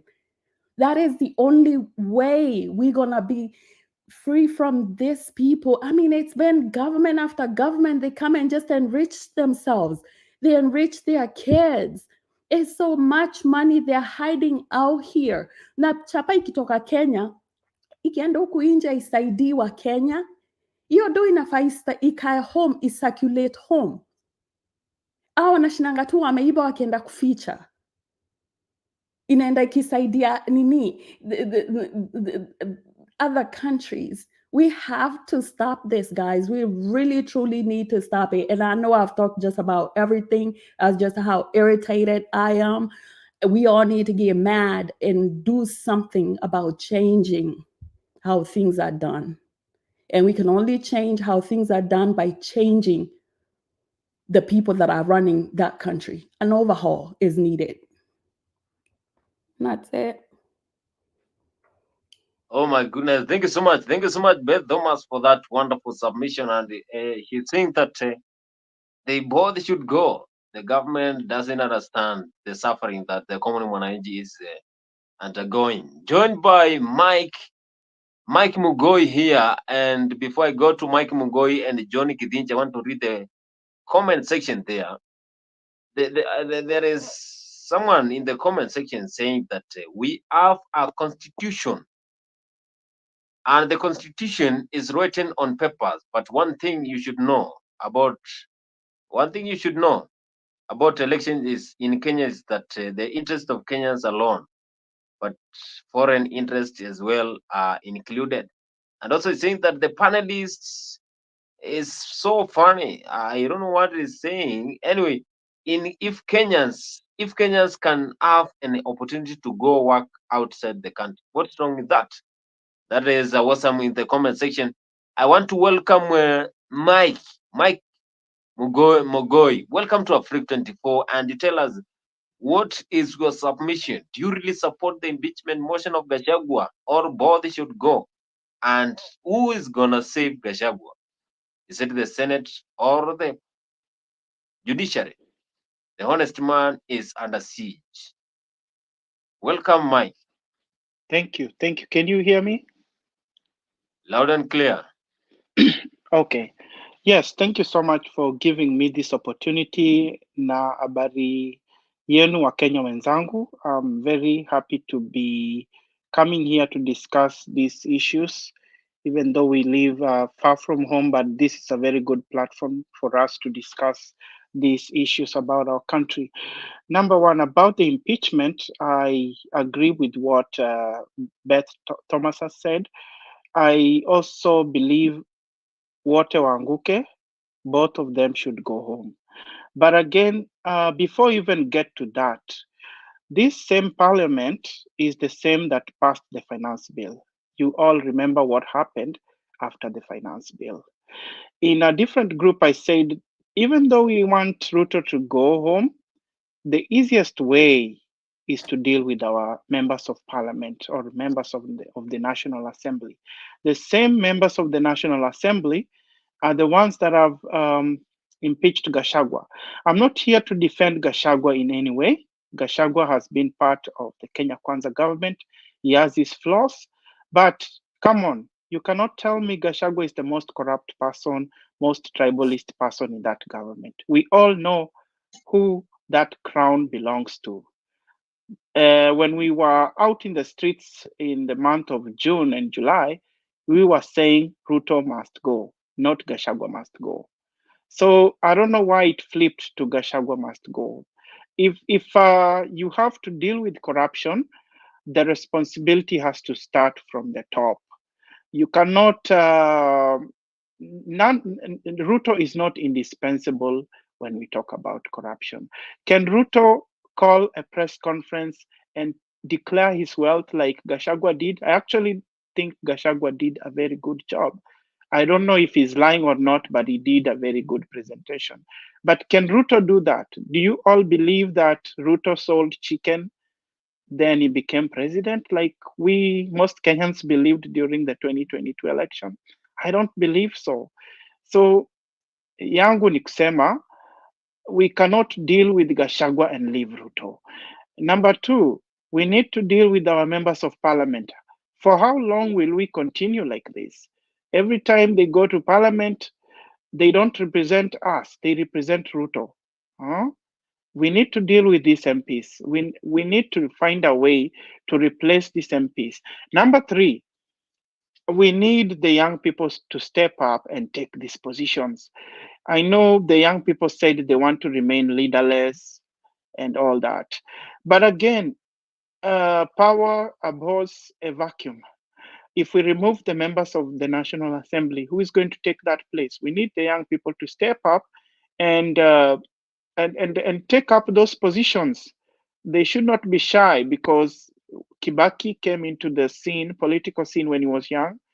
Raila Odinga, William Ruto, Uhuru Kenyatta, all these big politicians that you can think of, Jomo Kenyatta, Tom Mboya, they were all young, that Gen Z age and millennial age.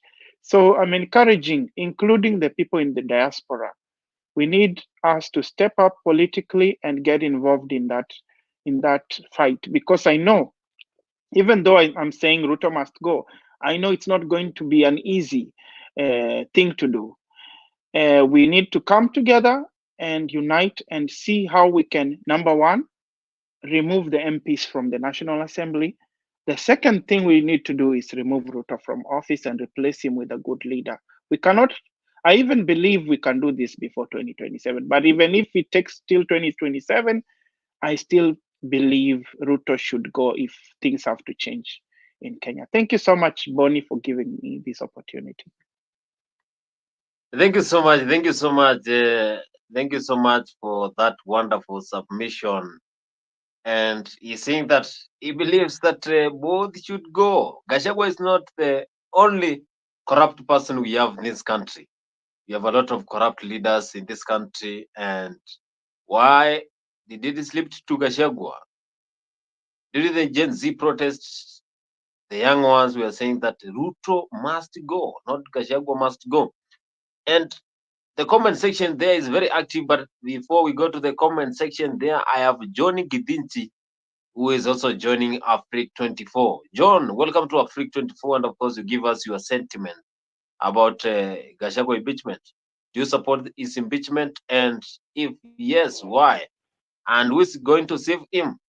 maybe the judiciary or the Senate? Thank you very much, na habari zenu. Hello, can you hear me? Yes, I'm hearing you loud and clear. Habari zenu, mko wazima? Yeah. Tuko salama. Salama sana. Okay. Allow me, I'm going to allow me to mention a few things here. The current situation that we are sitting into, as far as the impeachment for Gachagua is concerned, our main problem at the moment is Raila Odinga. Raila Odinga joined UDA, and immediately he joined UDA. That is now when the motion for impeaching Gachagua started. Previously, there was no problem. And remember, from the word go, Gachagua had always had a problem with Raila. And now, I think Kenyans, we must be prepared for the worst situation ever. We've gone to those dark days of former President Daniel Arap Moi. And unless we get united, and more especially in the diaspora, and we assist our people on the ground by educating them. The civic education, and allow me to appreciate our leader, Mr. Marara, because he's doing a great job, because that is the only way to go.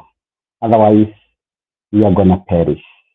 At the moment, we don't have our beautiful country we call Kenya. And I believe that's why we are here. Some of us, we are supposed to be sleeping. Some of us, we are supposed to be doing our own other things on a weekend. But we decided to be here today to make sure that we can do the best we can and try and make sure that we bring back our country. The impeaching Gachagua, it was not a good thing. Because basically, whether or without Gachagua, the problem is there. Now, without Gachagua, we're going to have even more problems because what I believe is that Gachagua knows all what has been going on in that government. Gachagua can be able to tell us where the money is. And the main problem here, these two people, the president and the Gachagua, they differed about the money that has been stealing in the country. Remember, immediately Raila came in, they had a trip to China with President Ruto, and they borrowed 20 billion Kenya shillings. Where is that money? Who can tell us? What project have they started? Nothing. So basically, Raila took his share, and what he was promised immediately, he came to the government and with his guys, and quite a lot of things are happening ever since Raila came to the government. So, guys, I think we must tighten our belt and we do the best we can do to save our nation. Thank you very much. Thank you very much. And he is saying that we need to do our best so that we can save our country, Kenya. He is also saying that we don't have a country here, something that is really calling for a change in this country. And I want to hear what Buru have to say. Buru, can you respond to either Mike or Beth or John Githinji? First of all, I want to commend the previous speakers, especially Beth Thomas, for being so articulate and direct to the point and speaking to our leadership. And I want to agree with her totally that corruption is the greatest monster that we have in Kenya. And all these leaders that we have, let me not say all, but most of them, at least 90%, they are rotten. And all of them, or most of them, have involved themselves in corruption. So if we are going to have new leadership, especially now we are talking of Morara and young people taking the mantle, they must have ideologies, they must have principles that are totally contrary or against what these old leaders have. Because the leaders that we have today, they believe in bribery, they believe in corruption, they believe in lies and deception. So if Morara, for example, I use him as an example of the young people who want to take leadership in Kenya, if he wants to become a leader in Kenya and to be supported by those people who feel that they are tired with the status quo, he must decide, or we must decide, the people we are going to vote for and the people that are going to stand for these political positions, there are people who will decide never to take any bribe, never to involve themselves in corruption, and to be honest. Because what we are lacking in our country is honesty people, truthful people. And I'm saying this because sometimes the people you see facing a lot of problems, there are people who are honest. If today you decide to be a good person, who tells people when they go wrong, who refuses to take a bribe, who refuses to give bribe, you have so many problems. So I don't know, because I've never stayed with Morada. But if he will listen to this clip, I am asking him to sit down and think, what kind of a leader does he want to become? If today Raila Odinga or William Ruto calls him and tells him, you know what, I need your support and I have 1 billion for you, can he stand the test and say, no, there is something that I stand for? Can he be in a position to say, I have principles, I will not take your money? Because what will happen, right now he's gaining support. Young people are behind him. He can decide to stand still and say, it doesn't matter how long it will take for me to become a leader, but I will keep my principles. I will be a leader of integrity. Or decide I can be bought. He can decide to sell his support. The people he want to compete with, they are billionaires. So I don't know how long he will be in a position to stand still and say, I know what I'm fighting for. I'm fighting for generations to come. I'm fighting for a country that will be there even when you be long gone. So if he can decide to stand the test of time, because I know very soon they'll be looking for him and they'll be giving him a lot of money. And you know what? Not many people can refuse money. Not many people. So I want to touch about what I have come to think about William. I see William Ruto as someone who is inhuman.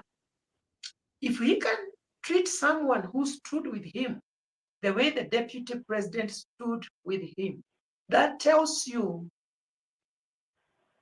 what he can do to his enemies.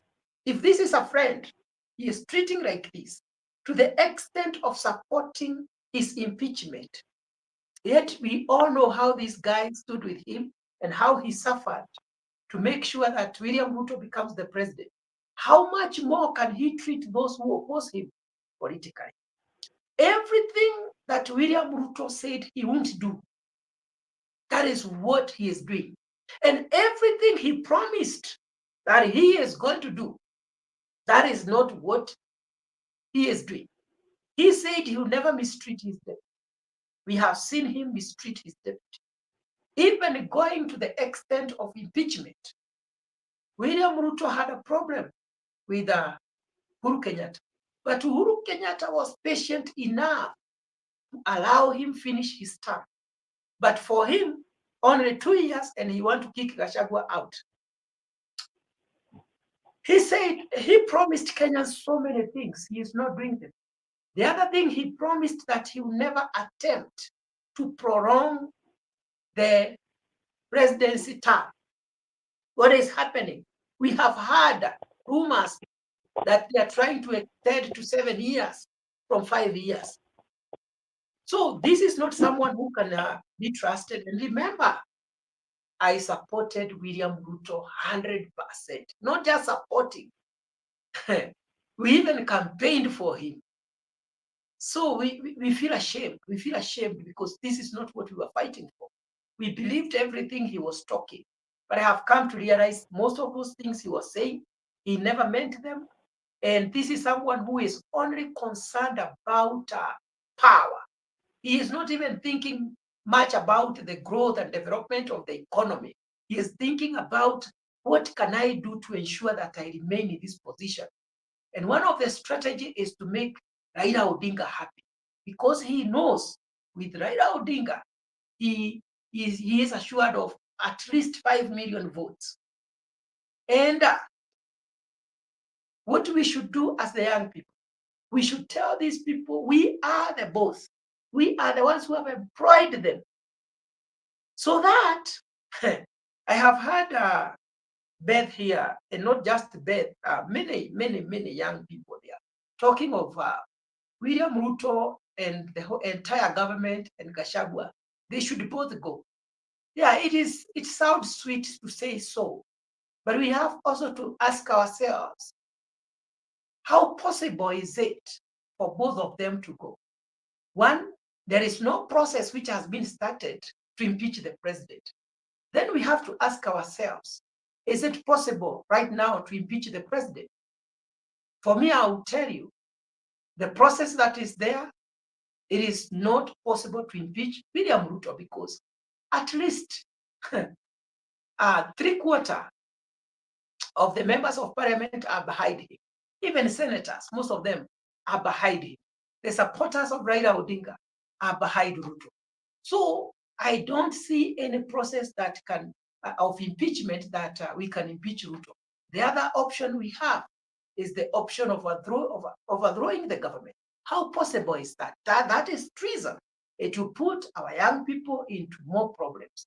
The only better option that we have is for all the young people to take the ID cards and voters card and ensure 2027 you all come out and vote.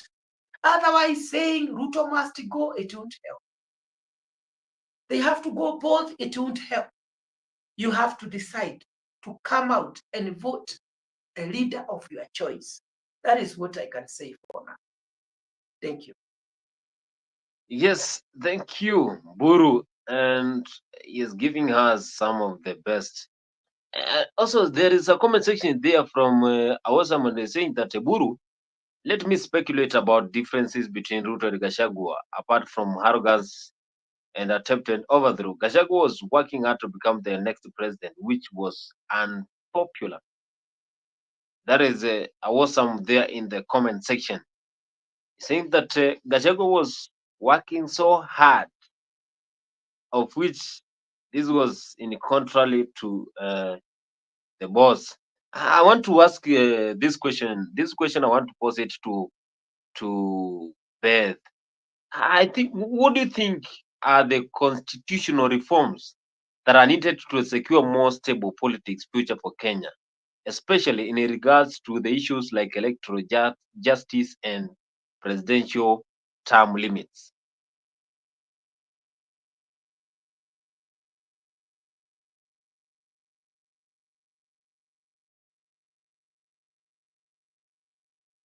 Beth, you're muted. Oh, I'm sorry about that. So Bonnie, to be honest, before I put myself in a lot of trouble, I will stay clear of that. Um, because, whew.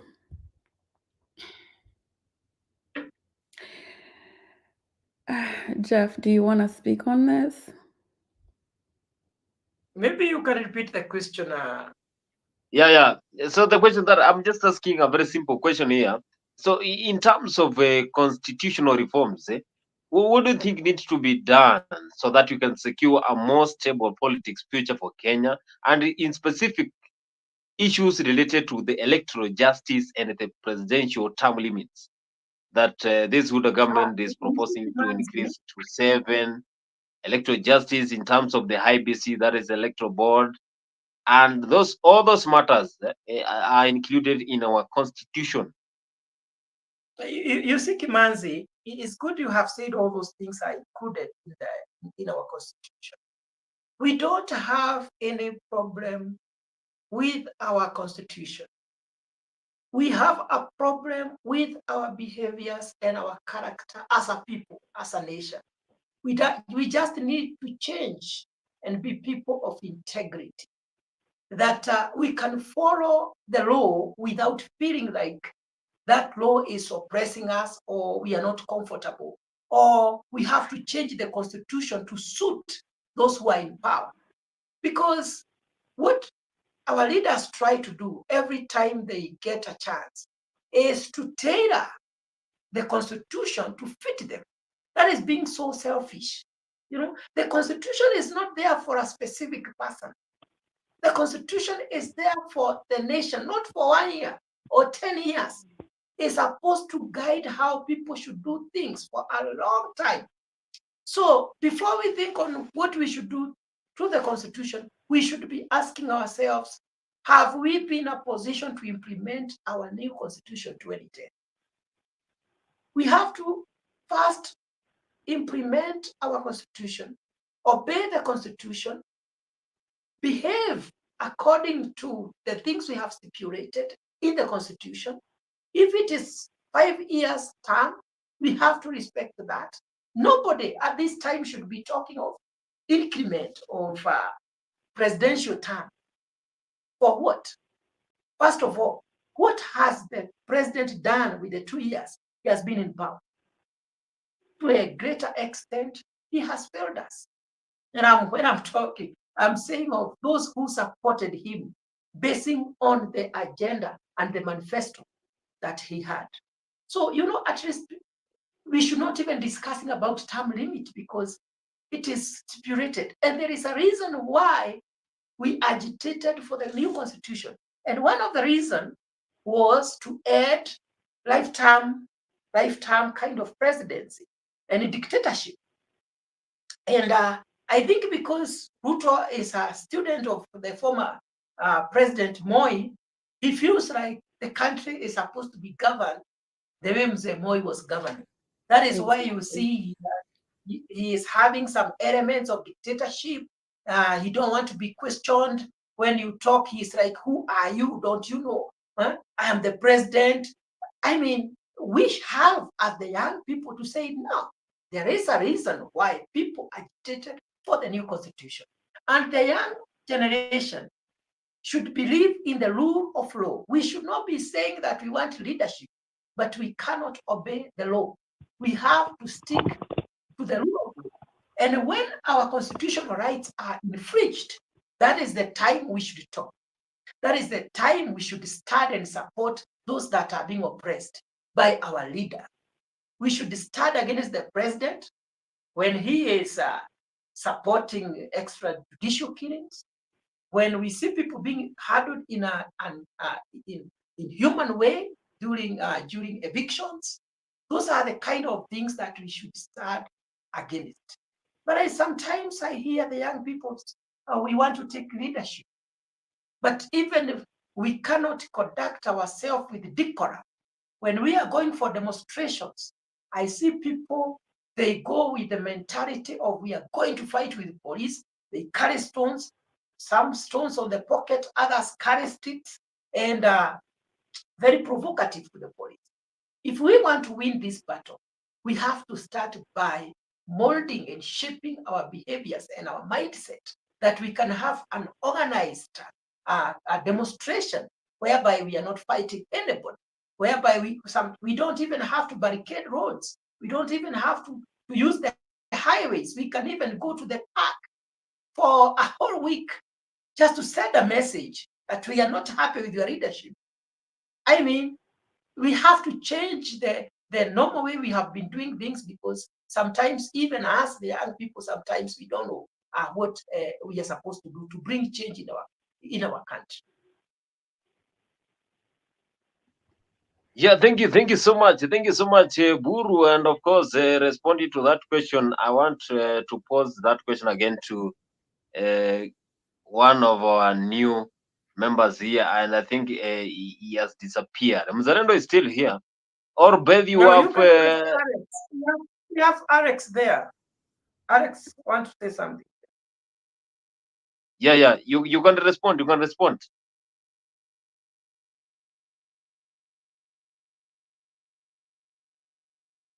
Alex is not there. I think I can pose that question to Beth. Beth, do you have to answer that question that I had asked Buru and the entire panelist? So, for me, it's not even so much to answer that question. I just wanted to say that I completely agree with Jeff. And I know, Jeff, you said that we don't have a problem of constitution. We have a problem of the people that we have in power, and the morality, I think, is what our issue is. But I also want to say that in as much as we have the constitution, the our people um are not educated on what that constitution is. So even as we have these conversations in these platforms, I feel like it is our civic duty to um, educate people on what this constitution is, what this says, what it means, and how it impacts their life, and how, what is not going right, uh, why is it not going right? What could be done to change it? So that's all I wanted to say in that regard. I think we can do a little more, not even a little, a whole lot more of civic education. And you know what? This me back to the Morara. Okay, this young man, yes, he's a new person. But he's been on this space for a little while for us to look at him and the things that he talks about, the things that he condemns, the message that he puts out there. We can look at his actions and determine whether he could be fulfilled or not. I know, Jeff, you said that if he listens to this, you would want him to answer to the question whether he can be bought or not. I remember I was in a meeting like this, and such a question was posed to him, and his answer was absolutely not. And he explained that one, he distastes corruption.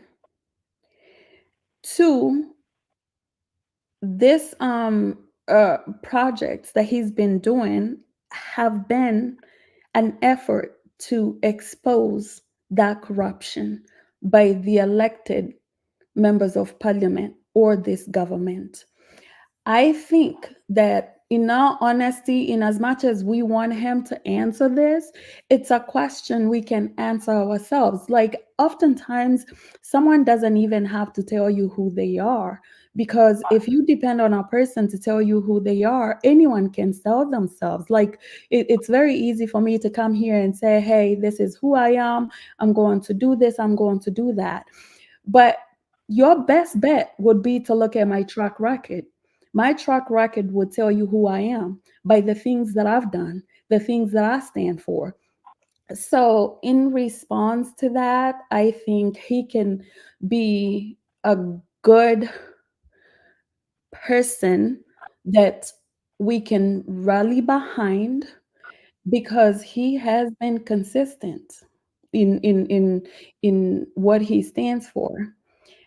I bet you, and I've heard these rumors, that he has been called on numerous occasions by the current government, but at no point has he joined them. He has not. By now, anyone that wants to align themselves with this government, they have done it. Just the other day, we've had a person who, you know, went to an event and was received very well, you know, and I'm not gonna, I will not even like tiptoe around this, because someone went to the same event Murara went to. And I'm sorry if I offend anyone, but I usually tell things as they are. He went to the same event. He was received very well. The police escorted him. He went to the front, and Kajwang gave him the mic. And y'all saw how that went. When Morara came, he was stopped at all points. He couldn't even get in. He went to the next door, it was locked. The next door was locked, and the other door was locked. You could see how much resistance there was at the door. Why? Because they did not want anyone who's going to come in there and tell things or rebuke the wrongdoing that is happening. This is the person he is. He will rebuke the wrongdoing at all points, regardless of whether people like it or not. The current government cannot take that. They can't stand it. They want someone who's gonna join them and eat a little bit of crumbs, because they're not gonna give you what they have. These people have immersed serious wealth. And guys, let me ask you a question. So there's this rumor that people that the MPs were paid what, $5,000, 500,000 shillings to impeach Gachagua. That is like what, $4,000? Is this how cheap our Yes. loyalty is? And these are the people that we have voted into a parliament to represent us. We also need to honestly look within us and ask ourselves, what is important to us? And can we afford to keep listening to these people, to keep taking the little money they give us during elections? Or would it be better if we support this young man?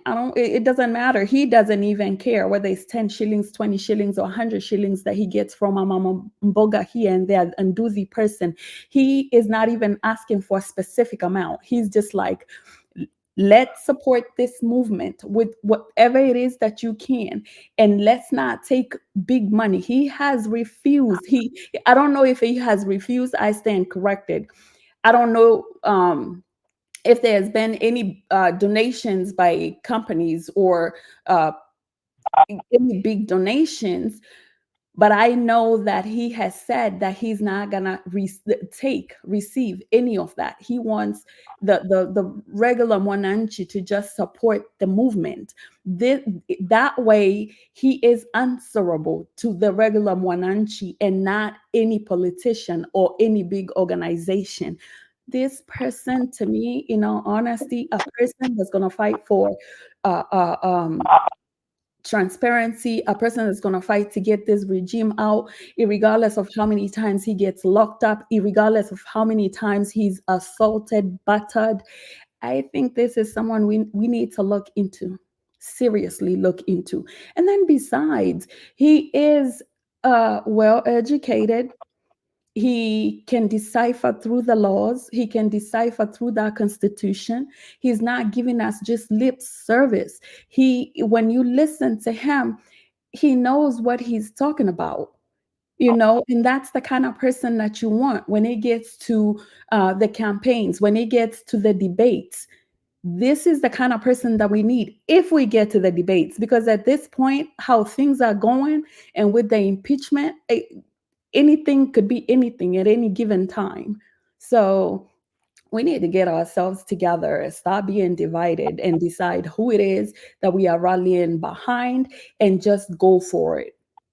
Otherwise, we'll be here every day, each week, every month, year after year, crying about the same thing. And then I wanted to answer Awesome. Awesome in the comments had said something about, I'm speaking in a foreign accent, and I'm against people going for green pastures.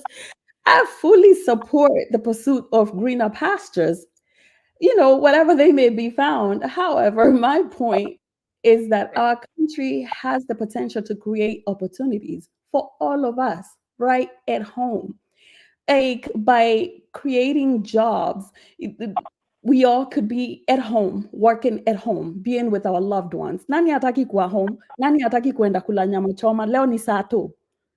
Nani hataki kuwa na mabeste wake hang out? So, most people don't go out here because they don't like their country or some. We do love our country. We just had to step out here to, find something to do. But hii greener pastures tunaletewa ni Ruto kwenda kuwa mamboch Middle East, hiyo ndio nini? Hiyo ndio greener pastures. I'm not against, going out here.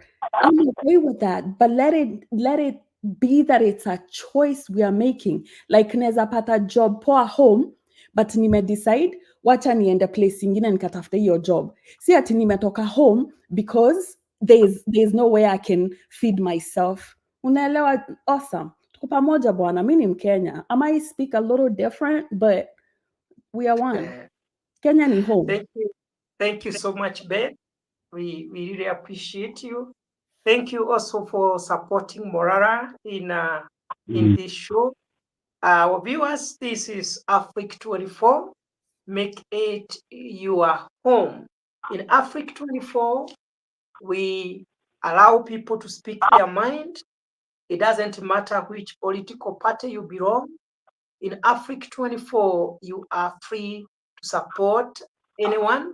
You are also free to criticize freely, and nobody will ever question you for doing that. Thank you so much, Ben. Thank you so much, our panelists, John, Mzarendo.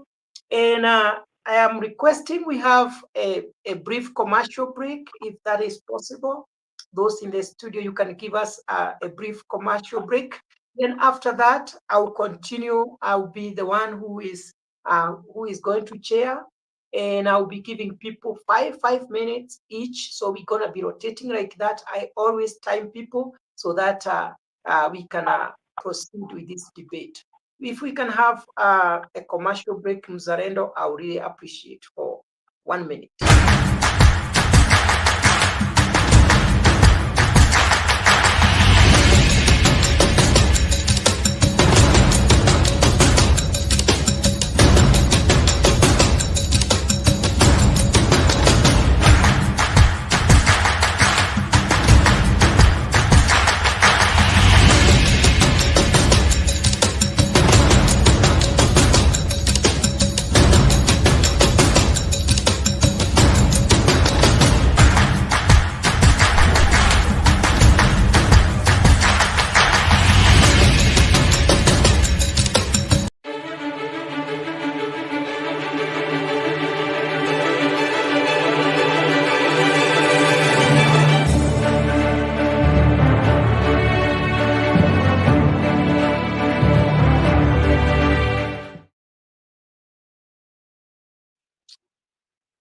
Beautiful, beautiful. Thank you so much, our viewers. Thank you so much, my fellow panelists, for supporting this show. Thank you, thank you, thank you.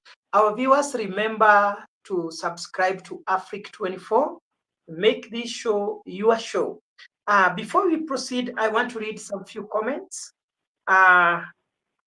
If you cannot manage to come here on the show, you can make sure you put down your comment. We want to hear what are your views, and that will help us so much. I'll read some of them. I'll start from down. Awesome. Awesome is always here. I don't know whether awesome is a he or a she. Whoever you are, just know that we appreciate you. This is what he is saying. I understand you, but you are, oh, I don't want to read that. She had already read it. The other one is saying, misused the power given by the Constitution. Let me see. Personally, I supported him, meaning William Ruto, 100% because I voted for the 2010 Constitution, because the previous president misused the power, and I wanted a deputy president protected by the Constitution. but Gachagua misused the power given by the Constitution. That is awesome.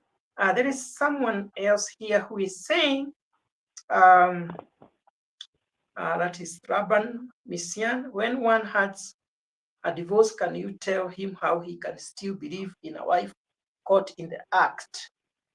And then he is also saying the Gen Zs has been split into two. The comrade chapter of UDA and the Morara functions, Ruto until 2032. That is Raban Misiani.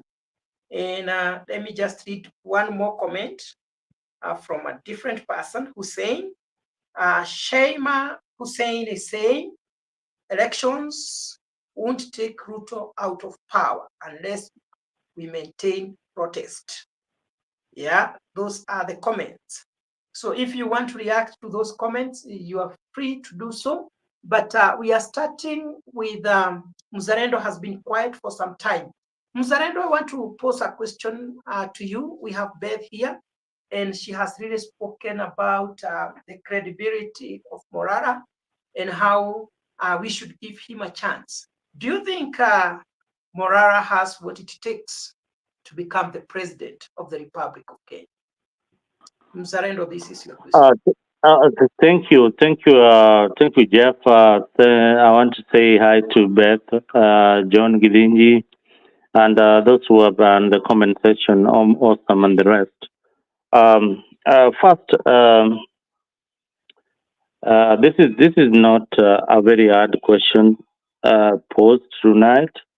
One thing I want to say is that what you are seeing happening in the country, and especially the diaspora community coming to rally behind somebody they feel can bring change, is because they are seeing some tangible things that they can associate with Morara.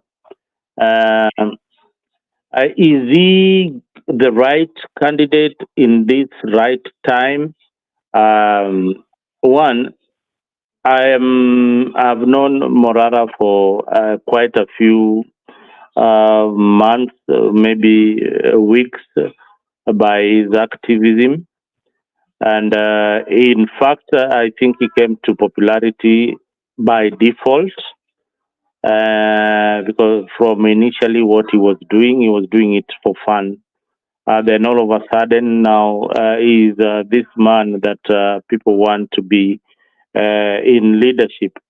One, we are yearning for change. We want a better country for everyone else in Kenya, because the political class has really been a letdown. And we are going to jump on anything that comes along. There have been names that have been floated before. We have had names of Okiem Tata. We have had Martha Karua. We've had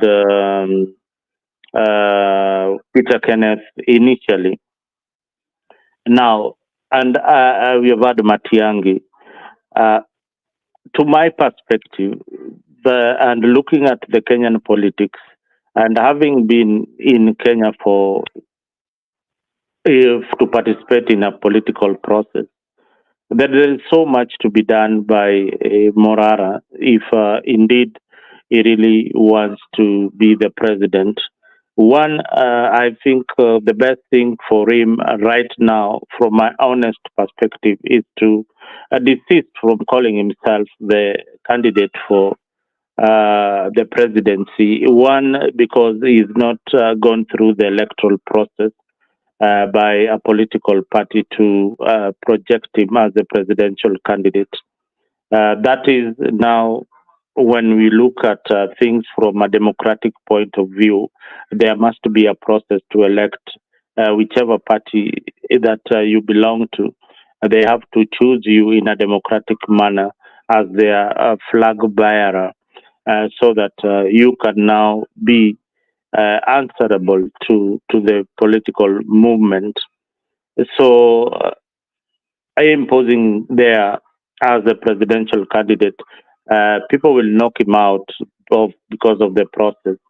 Now, another thing is the issue of integrity and transparency. Morara stands for integrity and transparency and corruption. That needs to be reflected in each and every activity that he does. Whether it is collecting money, there has to be transparency at the end of the day. But and structures that show that, hey, we have been doing A, B, C, D, because that is who he is. The new concept is unique in Kenyan politics in that people are supporting a candidate and giving him money to participate in an election. That is so unique. That is so unique. There's a lot of civic education that has to be done. Just as Beth and many other panelists have said, a lot of civic education has to be done. But the government of the day has been against civic education because it informs the masses. I remember there are a bunch of idiots out there who would vote for you because of your tribe, who would vote for you because of the car you drive, who would vote for you because of the how you look, but they will not vote for you because of your policies. Kenya is a tribal society. We are moving towards a unique moment in our politics where we saw what the Gen Zs could do. And congratulations to them. I was in another platform trying to say that, had we, the boomers, joined the Gen Zs in the demonstration, then it would have made a very, very big difference. They would have felt that, hey, our parents are with us. They are with us on the street. You can imagine that that number would have been doubled. But instead, what did we do? If you are back in Nairobi, you'd watch it on your television set saying, vijana angalia wanafanya nini. Wamefanya kazi mzuri. Hey, finance bill imeenda. Wow, vijana wamefanya kazi mzuri kabisa. But they never stood up from their coaches. But what did the government of William Ruto do? They suppressed this movement. They made sure that they tortured them. They made sure that some of them are missing to death. That is where now I come in and where I get annoyed by anybody who is standing up without mentioning the people who have lost their lives and justice for them. How are they ever going to get that justice? What do we stand for in humanity? What do we really stand for? We are excited by Gachagua's impeachment. We are annoyed by Gachagua's impeachment, but we are not annoyed by a young soul that is found in Ribayala. What are we saying? Where did we lose it? Where did we lose it as Kenyans? Where did we lose our soul? Where did we stop empathizing on the community? So there's a lot to be done because I see leaders. I look at them in a different lens. I say most Kenyans are corruptible or waiting for a chance to be corrupt. A good number of them, but there are few out there who have got a cautious and know that this is what I want to do for my country. This is what I want to do for my country. We have now reached a point whereby we want a government that works for us, for the people. We want a government that works for the people, by the people. A government that works for the people, by the people. But how do we arrive to that destination where we have got this government that is accountable for the people? Because one thing that we need to look into, even Morara, who is the candidate for inject, we need to scrutinize, we need to look at each and every aspect of these candidates and say that, hey, this one will be a good president. Because let me tell you, I criticize positively because I expect something good out of Morara. when you say that okay, I will jail President William Ruto, you lose a base that we want to bring into the camp. Because all these leaders have got followers, and when you say I will jail Beth, that means you are already projecting yourself as not independent, not allowing the institutions like the judiciary to carry their mandate and do what they are supposed to do. But what has happened in Kenya in the recent time? Right now, when we were talking about Adani, when we were like, corporations are being sold out there, Ruto and Raila are already forming the IBC commissioners. So the electoral the process of stealing elections has already begun in earnest. And in the next few weeks, you'll be seeing your new commissioners. One commissioners who represent Raila Odinga and commissioners who represent William Ruto in 2027. Will we ever win an election in a fair and square manner that the winner will be announced? Even if we project the best candidate, if we don't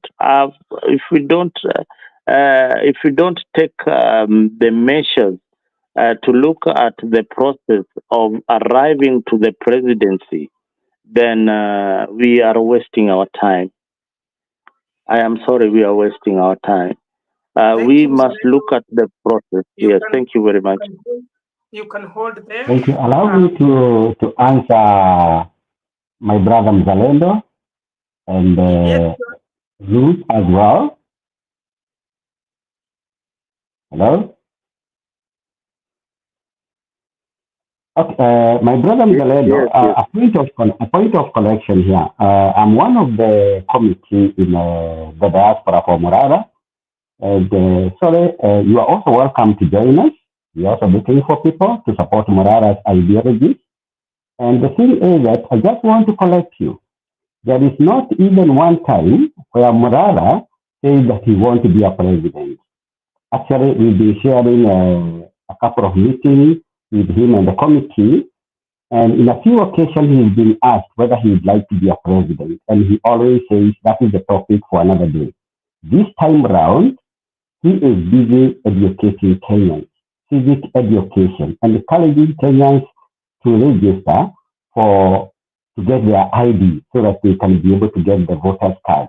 Otherwise, at this particular moment, if you speak to Morala personally, he does not disclose whether he wants to be a president or not. So he says the work we are doing is now to support Kenyans, to teach Kenyans on what is expected and to expose the cartels that are in Kenya. Personally, I've been in politics for a long time because basically Morala to me is like my son. I'm an elder person. I'm living in South Africa. And during the last election, we voted as a bloc in South Africa. We voted Raila Odinga. Lakini ametuacha kwa mataa. But anyway, what can we do? Because our aim was to change our country. And that now, people have decided, I being one of them, that we don't need these elderly people in the government. Otherwise, we will never end corruption in our country. Because we got this disease that is called corruption that is in them. And the only best thing we can do to save our country is to eliminate all of them and get the new generations. And I'm sure with the new generation, we are able to handle them.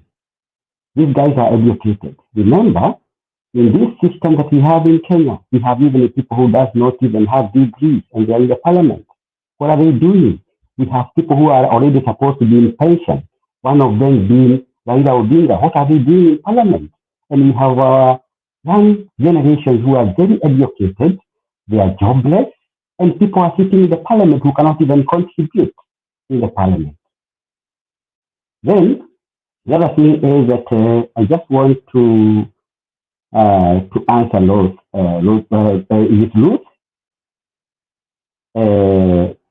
When it comes to Murara, this gentleman, I can assure you, because on a few occasions we had had a meeting with him. He's been called to the State House on a few occasions, and not even one day he responded. At times he even ignored calls. The president himself, after trying to send his guys to contact Morara, and Morara not responding, he picked up the phone and decided to call Morara directly to invite him to the State House. And Morara declined.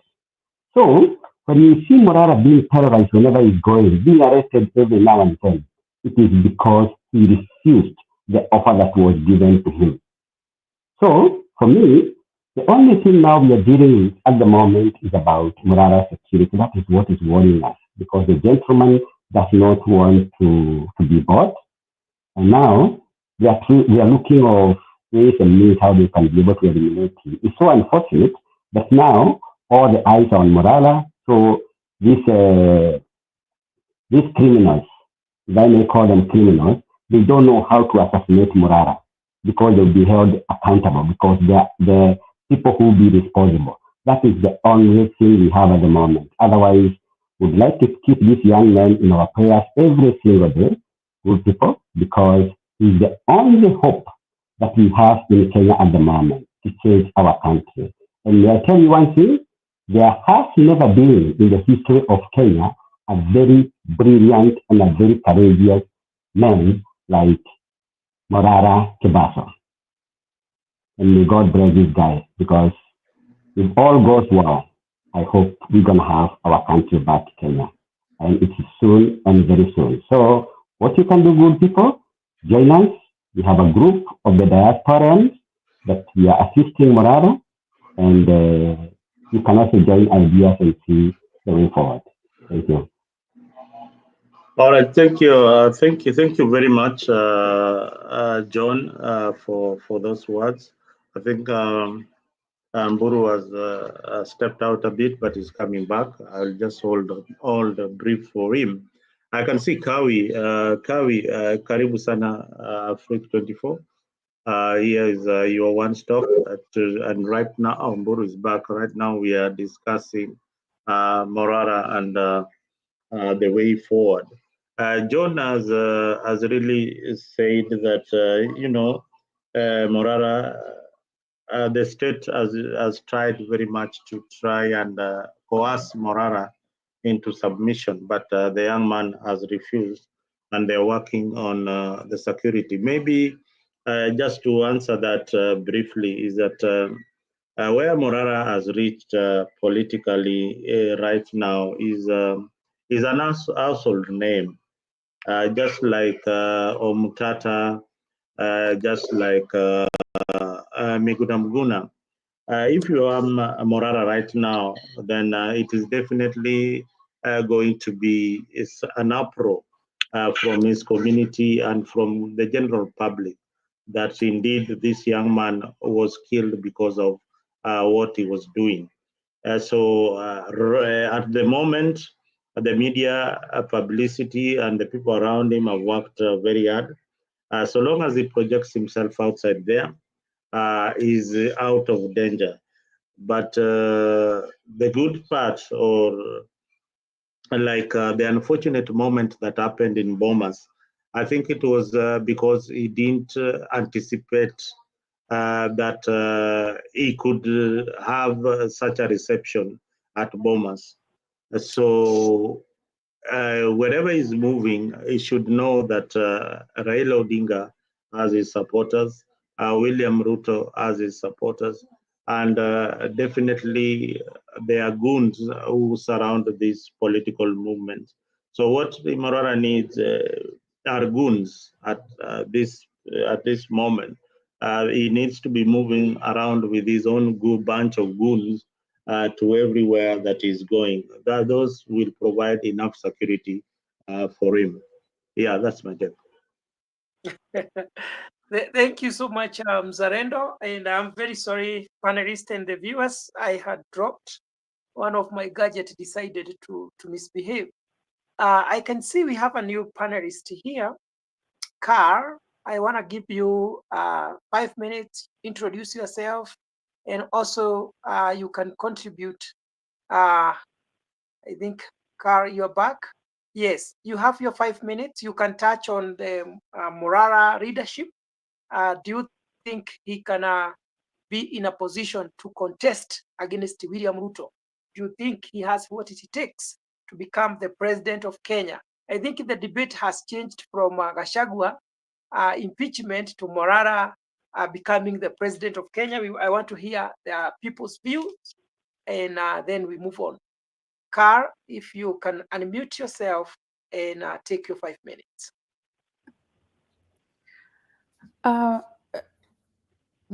Jeff, Carl is having some technical issues. Okay. But she is with us, and she's saying that as soon as she's able to work on her mic, she will contribute. But real quick, Jeff, Yes. I would like to say something. We have someone in the comments by the name Kenyan Revolutionary. I love your name. Now, I would like to say something. I'm reading all your comments, and so there are a few things that you have said here, including the fact that you think that we are gullible. Okay, I feel like as a people, we need to get to a place where we are okay to have different opinions.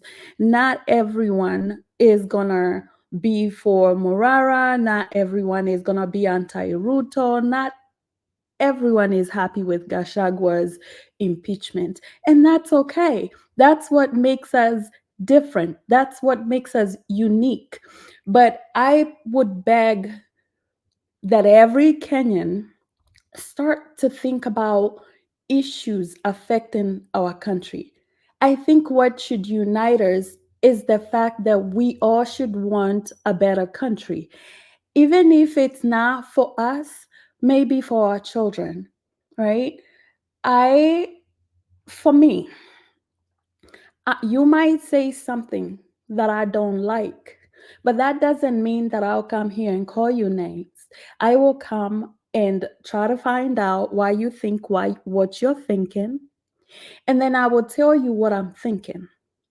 And then together we can try to figure out a compromise. Something that is not so much for you, not so much for me, but for the betterment of our country. One thing that almost every Kenyan agrees on is that we are completely going in the wrong direction.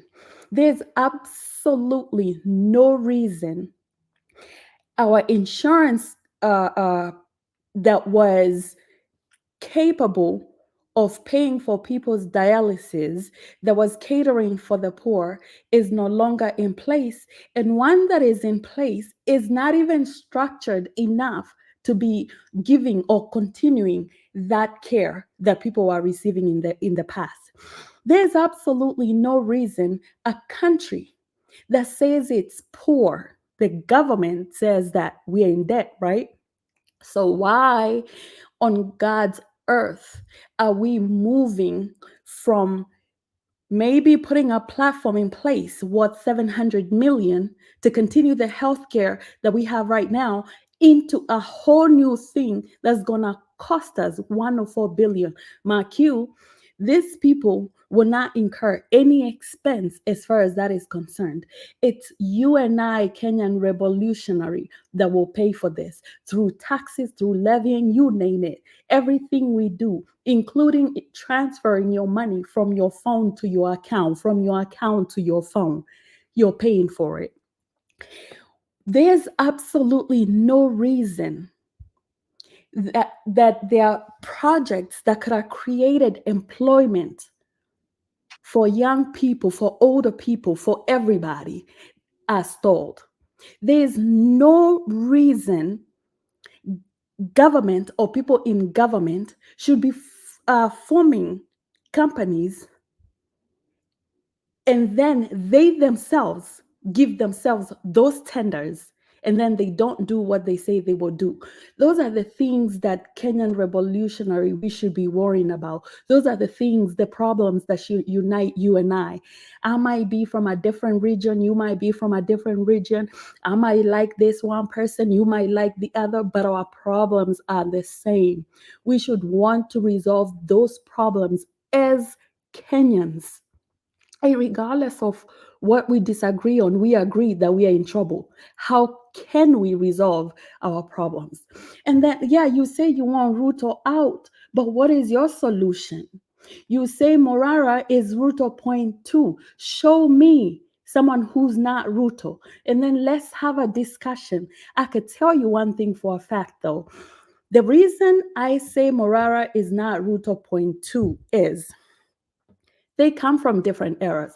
Ruto is Moi point two, and that's who's leading the country. Morara is from a different dispensation, my friend. There's no, these people are night and day. This guy, just like Mzalendo said, he has Mzalendo or John, I stand corrected. I can't recall who said it, but he has received numerous invitations to join these people. I'm not sure if you guys watched JK live. He went there and he said that Ruto called him. I doubt that any Kenyan will go on national television and lie about someone, a regime like Ruto's, and especially when you're already a target. He wouldn't lie about that. The PR person from the state house came and he could not articulate or prove that Ruto didn't call. You see what I'm saying? If this guy has been called by the president and he's declined of those invitations, he's declined of these conversations, then he's definitely not joining these people. He is for the people. He is for the little person. He wants to fight our fight, which is hatuna job, hatuna do, hatuna food. Maisha ni hard. Na si tunataka solution tunataka mtoke juu mmeshindwa kutulead. Solution ni mwache kutuibia do. Hizi projects mko nazo ambazo hammalizi, mtueleze kwa nini na do mlipeleka wapi. First of all, kwanza mturudishie hizo do ama mmalize hizi ma projects. Na kama mfanyi hizo then mtoke, we pick up the pieces we put the country together to find vile tutafeed nation yetu. Then huyu jamaa unasema ati nini ayuko accountable. My friend, I beg to differ. This man accounts for every penny he receives. He shocks me. He accounts for every penny. He will say, this money went to this, that money went to that. And he will account na whatever balances are left, anaweza sema itafanya hivi na hivi. Najua ile kitu mnasema aqua account. It's the security part. Security is just that. It is secure. Is he gonna come here and tell you guys that, oh, you know, for security purposes, I hired so and so because so he can defend in this, for me and this, for security purposes, I put an extra door. Oh, for security purposes, I built an underground cell where I can go hide when this DCI people come for me. He's not gonna disclose that information. So let's give him some grace. Let's understand that security matters are just that. Ruto haujui anafanyanga nini kujiprotect. Anaweza kuwa ako na nini na banka fulani mali atajificha, nyinyi mkifikiria mnaenda ati kupindua nchi, hamtampata, hamjui. We don't know. So if he doesn't account for the security, give him grace. He said the remainder of the money it was used for building, I think, sanitation for some dispensaries somewhere. Let it be. Otherwise, he accounted for the money that he bought the vehicle with. He even said that the vehicle costs more, but the person that sold him the vehicle just gave him as a donation, and he was asked how much he had, and the person received that. Then he also says how much he pays for the space that he's using as office for this civic education. This is the most transparent person I know at this point. This is the most incorruptible person that I know at this point. This, for me, works. And we need to get it. We need to understand. Kwanza tunataka nini? Ni nini tunataka sisi kama wa Kenya? Do we really want change? Who out of these people, all these people out here, when we, like I said, to know our person, look at their track record. Who has a better track record than that? And I know we're going to argue that he doesn't have political expertise or experience. What is political? What is political experience? What are you looking for in a leader? If we answer these questions, then we can honestly come to an agreement that he speaks for our issues and he can lead us into the Kenya that we want. And na si kila mtu anajuanga kila kitu, by the way. Unataka kuniambia Uhuru akikuja kwa hiyo presidency alikuwa anajua kila kitu? Mwenye alikuwa anajua kila kitu ni Moi, juu alikuanga hapo maisha milele. So let's cut him some slack. Let's give him grace, and and if there's something that he doesn't know and you feel like you can teach him, reach out, speak it out. This man, he is humble. I'm sure he knows that he doesn't know everything, all the ins and outs of that position. And I'm sure he will be willing to listen and learn. So that's just it. I'm sorry, Jeff. Take it over. We are enjoying listening to you. You are making a lot of sense. And thank you for being a staunch supporter of Morara. I wish you can deputize him.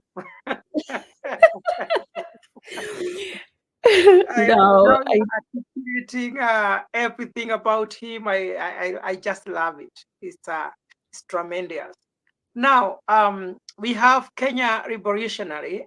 Thank you for coming. I was actually going to ask that you join us in the show. Thank you so much. Before I give you the floor, Mzalendo, can we have a commercial break?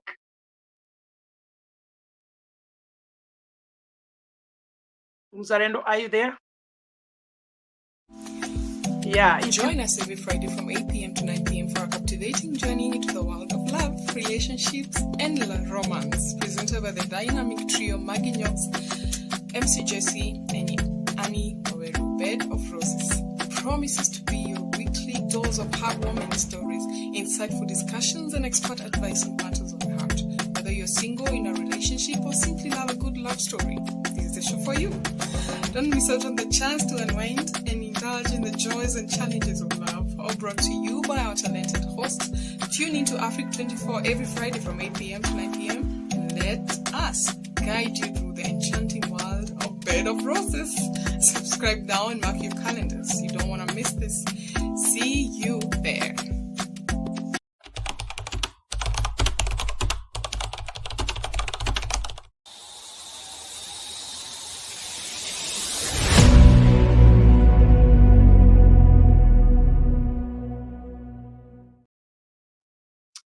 Thank you so much, our viewers. Thank you so much, our panelists. Our viewers, remember to subscribe to Africa 24. That's the best way in which you can support this show, Kenya Revolutionary. Thank you so much for joining us. And I have two questions for you. Do you think Morara has what it takes to become the president of Kenya or to compete with President William Ruto in 2027? The other question that I have for you is, do you think the judiciary or the Senate are going to save Gachagua? Just try to answer those two questions. Do you think Gachagua is going to be impeached, or he's going to be saved by judiciary or the Senate? And then the question number two, is Morara having what it takes to become the president of Kenya? Thank you. Okay, thank you very much. I'm glad to see the panelists, Mzalendo, Kawi, Beth, and Jeff. It's also nice seeing you. It's been a while. Again, nice seeing you. You look healthy and happy. You're welcome. Now, let me start. Actually, I like those two questions because these two are related. The Gachagua situation and Morara. Gachagua, if I had the crystal ball, I'll tell you this. The whole Morara thing is, sorry, not Morara, sorry, Gachagua. Let me start with Gachagua, the Vice Deputy President. He is a distraction. Just like Morara is a distraction. Both of them are a distraction, a huge one. In my opinion, Gachagua is not going to be impeached. This is all designed to polarize the country, especially the central province, Mount Kenya, however you want to call it. Because if you look at the charges, the 11 grounds in which they want to, they tabled as the reasons to impeach him, they don't hold water. And even if this goes through the Senate, I think Gachagua has gone to the courts, and the courts will probably take it over. Now, there's an argument like Nelson Harvey, who's trying to tell us that the courts cannot save him, that once the Senate makes that decision, vote him out, that's it. We'll wait and see. I think it's next Thursday. We'll find out. But if I was a betting man, I'll put my money on Gachagua not being impeached, because the whole thing is a distraction. Now, let's get to Morara. A short answer to Morara. Just a minute. Yes. Maybe you can tell us why you think Gachagua is a distraction.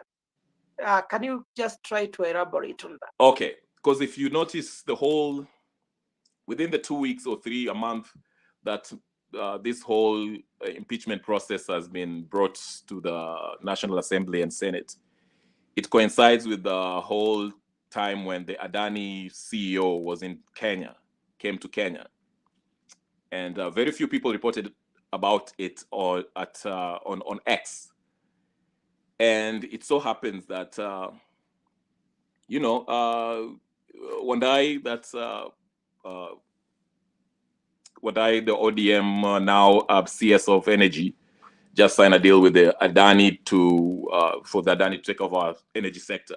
So what I'm trying to say is that the timing is what counts here. And if you pay attention, if you go back, these two, Morara and Gachagua, that's when Morara was running around being abducted by the DCI or whatever the case is, and the Gachagua motion was in National Assembly, okay?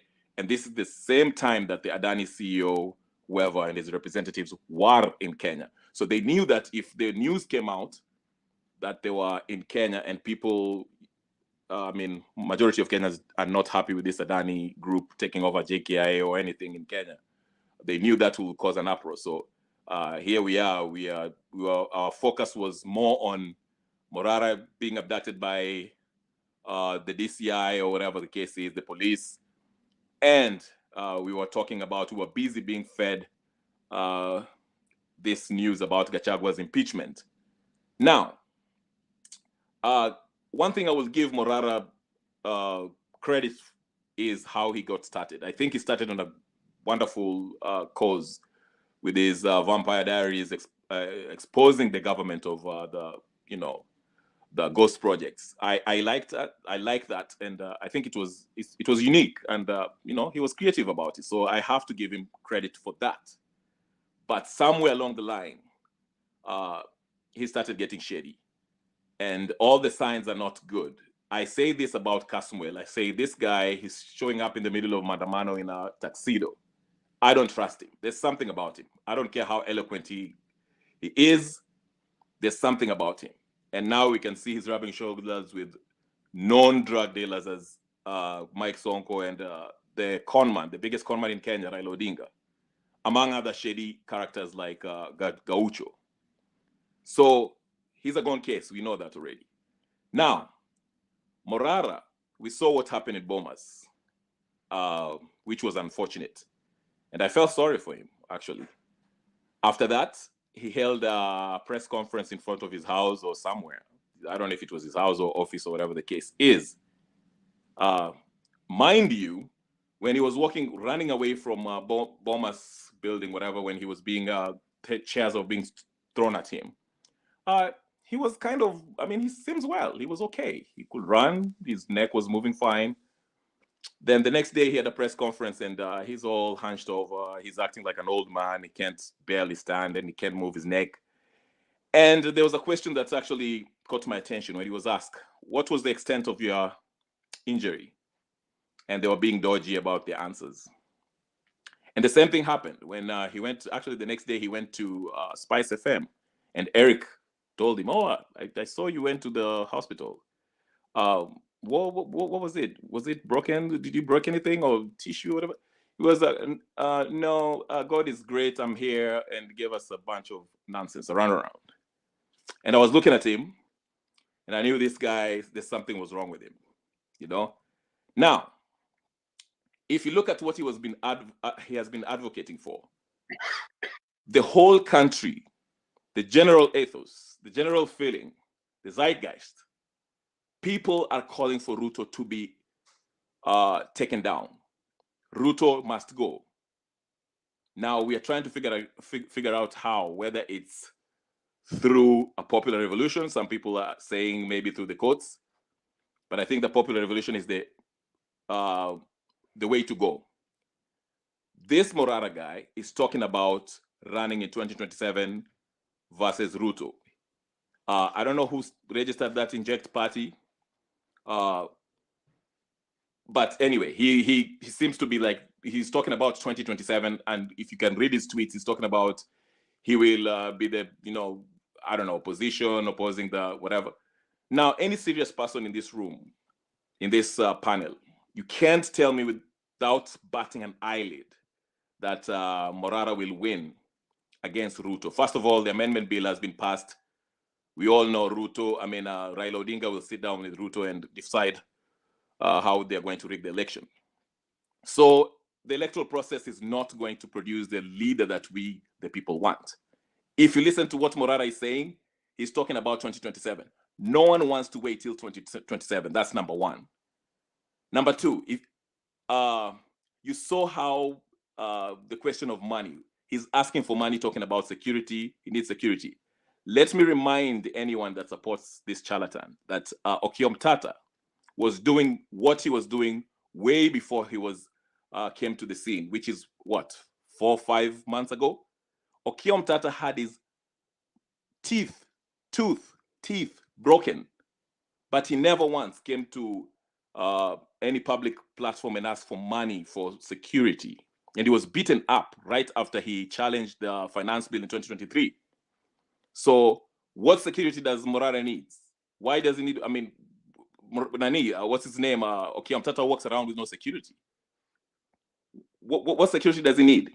He's not much of a threat to Ruto, because Ruto's threat is anyone who wants him out now, not someone who wants to wait for him, wants to go for 2027, because he knows the game is rigged already.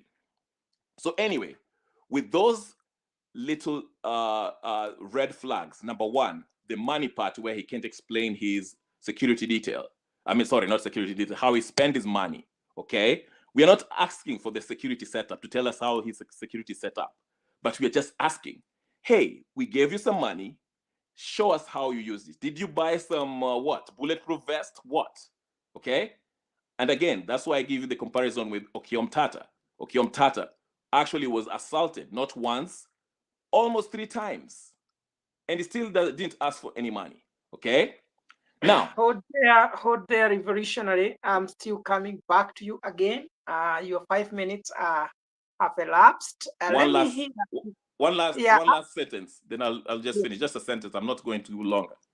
The bottom line is this: if you critically scrutinize this Morara guy, you can see that he is there, him along Gachagua, to distract the people. Because Ruto, after June 25th, he was on a mission to make sure that the Gen Z or anyone, Kenyans, do not focus on removing him through popular revolution. So any influential leader or anyone with influence was to be done away with, compromised or jailed or intimidated. That's why, and Morara, like I said, he started well and he was gaining whatever, and somewhere along the line he was compromised. Anyway, I'll stop there. Thank you. Thank you so much. Thank you so much. Beth, you have heard, and I think you were taking some notes, because I have realized how much you cherish and support Morara. Do you have something you'd like to say basing on what Kenya Revolutionary has said? I do. Thanks, Jeff. And thank you so much, Kenyan Revolutionary, for coming here and speaking to us all about your thoughts about everything. So I want to respond to a couple of things.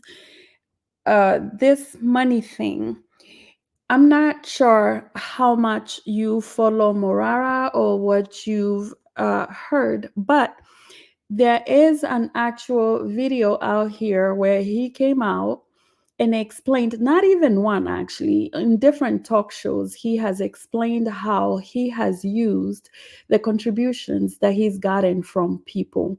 And the one thing that I want to say about asking for money, Kenya Revolutionary, you know that politics that ran on citizens' contributions are cleaner than a campaign that is ran on big handouts from big companies.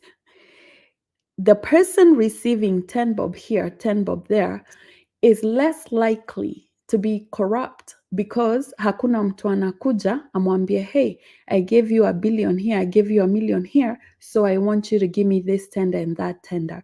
That is the type of politicians you want. Whether you like Morara or not, whoever you will support, you want to advise them to adopt that kind of fundraising model.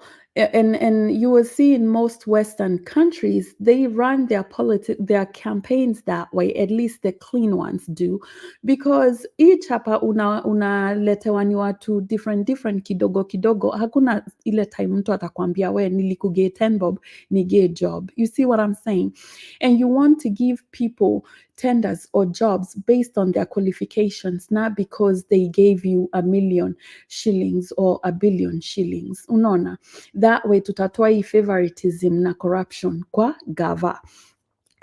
Alafu hii unasema haku account for the money. Imagine he came on different platforms, Kenya Revolutionary. If you really want to look into it, he came and he said, hey, from the collections, I got XYZ. I bought this, I think it's a Prado, the one that he's doing the civic work with. He also said that he bought the speakers and the sound system, sorry. And whatever else he did, he has articulated that. He's even said that he's used his own money. And we all know, someone made a comparison, you did actually, Kenyan Revolutionary, between Morara and Omtata. Don't get me wrong, I love Omtata to pieces. I really do. I love what he stands for. But has he declared that he's running? And then secondly, when you say that Omtata did not come and ask for money, one, you have to look at these people. Look, these two people. One has been longer in this than the other. We have to ask ourselves, if, say, for example, person A and person B start on a journey, are they both equally equipped to accomplish that journey. Maybe Morara has looked into his finances and he's realized that he will not be able to do even the civic education without the citizens' support. So therefore, he came out and said, hey, I need help with this. And this is what I want to accomplish for the country. Can you guys help me with this? Now, you are at liberty to say, no, I'm not going to support you. But I, on the other hand, might see the value in what he's doing. And so therefore, I might choose to send him my 10 bob. You see what I'm saying? So it's okay. We should encourage this. We should encourage these people to fundraise, not in churches and not in organizations where they will have to return favors, but from the regular Mwananchi. So as far as fundraising and being transparent on how he is spending his money, if you take your time and Google, look, listen, do proper research, you'll find out that this Morara person is being very transparent. As far as security is concerned, okay. When you say Omtata is not walking around with security, maybe Omtata is being politically correct.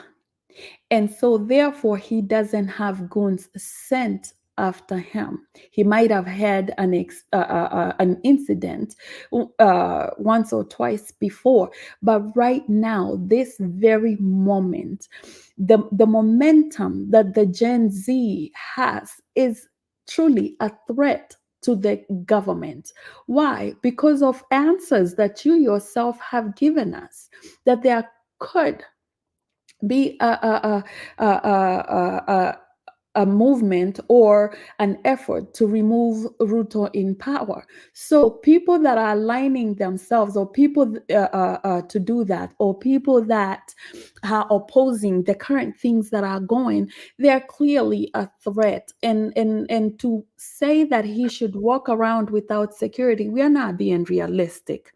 I think he should have a lot more security than he himself thinks, than he himself has afforded himself in the past.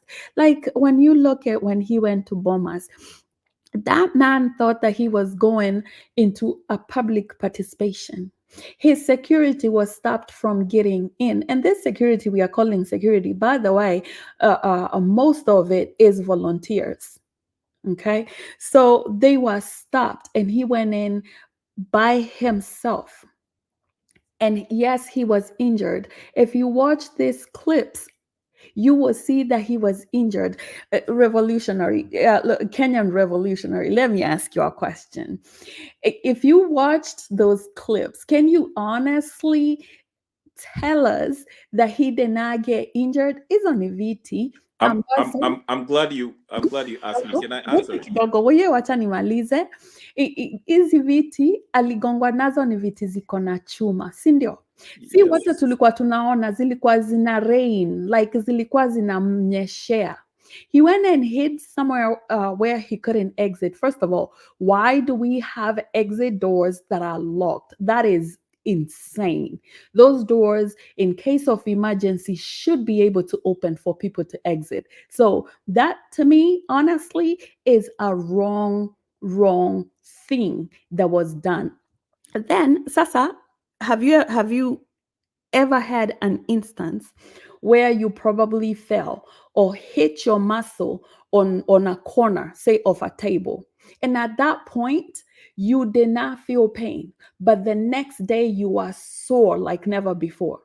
Remember, I want you to think about how the body works, right? When you perceive danger, you are in fight or flight mode. Ni ukweli ama ni uongo? At that point, your body equips you to run or to fight. That's what his body that's what his body did. All right. Can I help you? Just thank you so much, Beth. Just give me just 1 minute. Just 1 minute. Yes, 1 minute, please. Okay. I like the fact that you say that alipigwa na viti za chuma. the next day after his interview where he was pretending to be really hurt, and you can see that interview, it's actually hilarious. He was on Spice FM. Again, you don't have to be a doctor to know that somebody is full of it. The camera's on him. Ukipigwa na kiti ya chuma, Jeff, nikikutupia kiti ya chuma na tuko watu kaa 5 umetupia hata ka scratch kamoja kwa kichwa. Scratch. Then 2, Eric akamuuliza, the same way akaulizwa, what was the nature of your injury, extent of your injury? Kama vile nani, you know, if you're honest, utasema, okay, you don't have to know all the I mean, you can say broken ligaments or whatever the case. Okay, that's too advanced. It's medical terms. Or you can say, okay, daktari lienda daktari, my ear was had some scratches here, wakaniekea elastoplast or whatever the case is. I mean, come on, you can say, nilienda kwa daktari, nikatibio, niliwekewa hapo Dettol, waliniwekea Dettol kwa macho or something. You saw him at Spice FM. His face iko kama mwili ya mtoto. There was not even one scratch. Okay, 2. I'm finished. I'm finished. 2. Speaking of money, I agree with you. It's better when people are, you know, instead of using PACs like they use in the US or whatever the case, individual contribution is a better way, whatever the case is. But that does not mean that even if people give you money, from individuals give you money, contribute their money, that does not mean that you can't misappropriate that money. I mean, what are we arguing here? Can we be serious? If 100 people are sending you money, people in the diaspora are sending you $10, $50, $100, that stuff adds up. I can buy myself a new Prado. And by the way, if you really care about running for president, why choose a Prado of all the cars? Go look at Okiya Mtata's car. Look at what he's driving. It's nothing close to a Prado. So yeah, it's the small things. And if you look at the Nenio, you told me that he has been Nenio, he's been transparent about his spending. No, he hasn't. That's the number one complaint. If you go to his tweets, go look at his timeline. That's what people are complaining about. It's one thing to say ati hiyo pesa mlinipatia nilitumia nao kununua Prado sijui nini. If I was him, at least Hanifa tried. She was fooling us, but she tried. Akatuambia ati $100 ilienda hapa. I mean, 100 shillings ilienda hapa, 100 shillings. She tried. But hiyo yake, I haven't yet to see. Give me a link. I want to go check and see how he broke down his expenses. Maybe I might be convinced. So again, thank you so much. And last but not least. I'm still coming back to you, sir. Last but not least, I'm finishing. Like I said, Ruto is worried about people who are going to overthrow him now, not someone who sits there and tells us, I'm running for president in 2027. He just came out 4 months ago. He's the flavor of the month. Kasmel was the flavor of the month 2-3 months ago. Why are we this gullible? Like, Kenneth, come on. Anyway, thank you. Can I rebuttal a little bit? Thank you so much, Missionary. Beth, just a minute. Beth, I'll still come back to you. And when I'll be coming back to you, I would like you to tell us if Morara is the leader of Gen Z, because you said the president is afraid of the Gen Zs. So you tell us whether he is indeed a leader. Activist Morara Kebaso has now offered to refund anyone who supported him by sending money, but now feels conned. In a statement Saturday, Morara said he would not like to risk hurting his reputation by being called a conman or a beggar.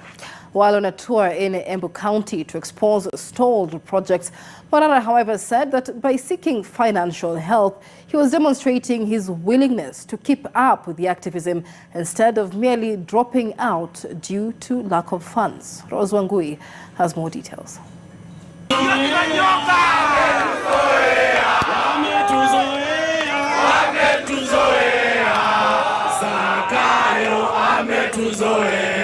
Morara Kebaso, a 28-year-old lawyer and businessman, has ignited the internet after his near-perfect imitations of President William Ruto started going viral. Kebaso, who was virtually unknown just a few months ago, has quickly become the internet's darling. He has in the past months rattled state agents through his campaign of questioning stalled national government projects and demanding accountability for wasted public resources. Saturday, he was on a tour of Embu County. Kebaso said he was here to expose stalled projects. He addressed a massive crowd in one of Embu's streets. Kwa sababu mnajua Embu ni crime scene. Niko na mabarabara 5. za hapa Embu zenye nafaa kutembelea. Moja ni ile ring road yenye tayari ishalipwa pesa yote 512 million. Lazima nifike huko nifanye ukaguzi wa kina. Hapo mahali nimeshika nitaendelea kufinya. Nitafinya. The activist also questioned the stalled construction of the governor's residence, whose contract sum was 49.7 million shillings. The governor's bedroom. But the youthful political activist cum furniture dealer celebrated for exposing abandoned projects across the country is at crossroads following allegations of conmanship leveled against him. Morara had earlier asked Kenyans to help him fundraise to buy a car and have a good public address system attached to it to help with his civic education activities as he engaged Kenyans across the country. If you are a Kenyan and you've ever contributed money to me, na ukafeel ni kama nimekukona ama umenitajirisha, I would like to refund you. Nevertheless, Morara appreciated the support Kenyans have given him over the past few months.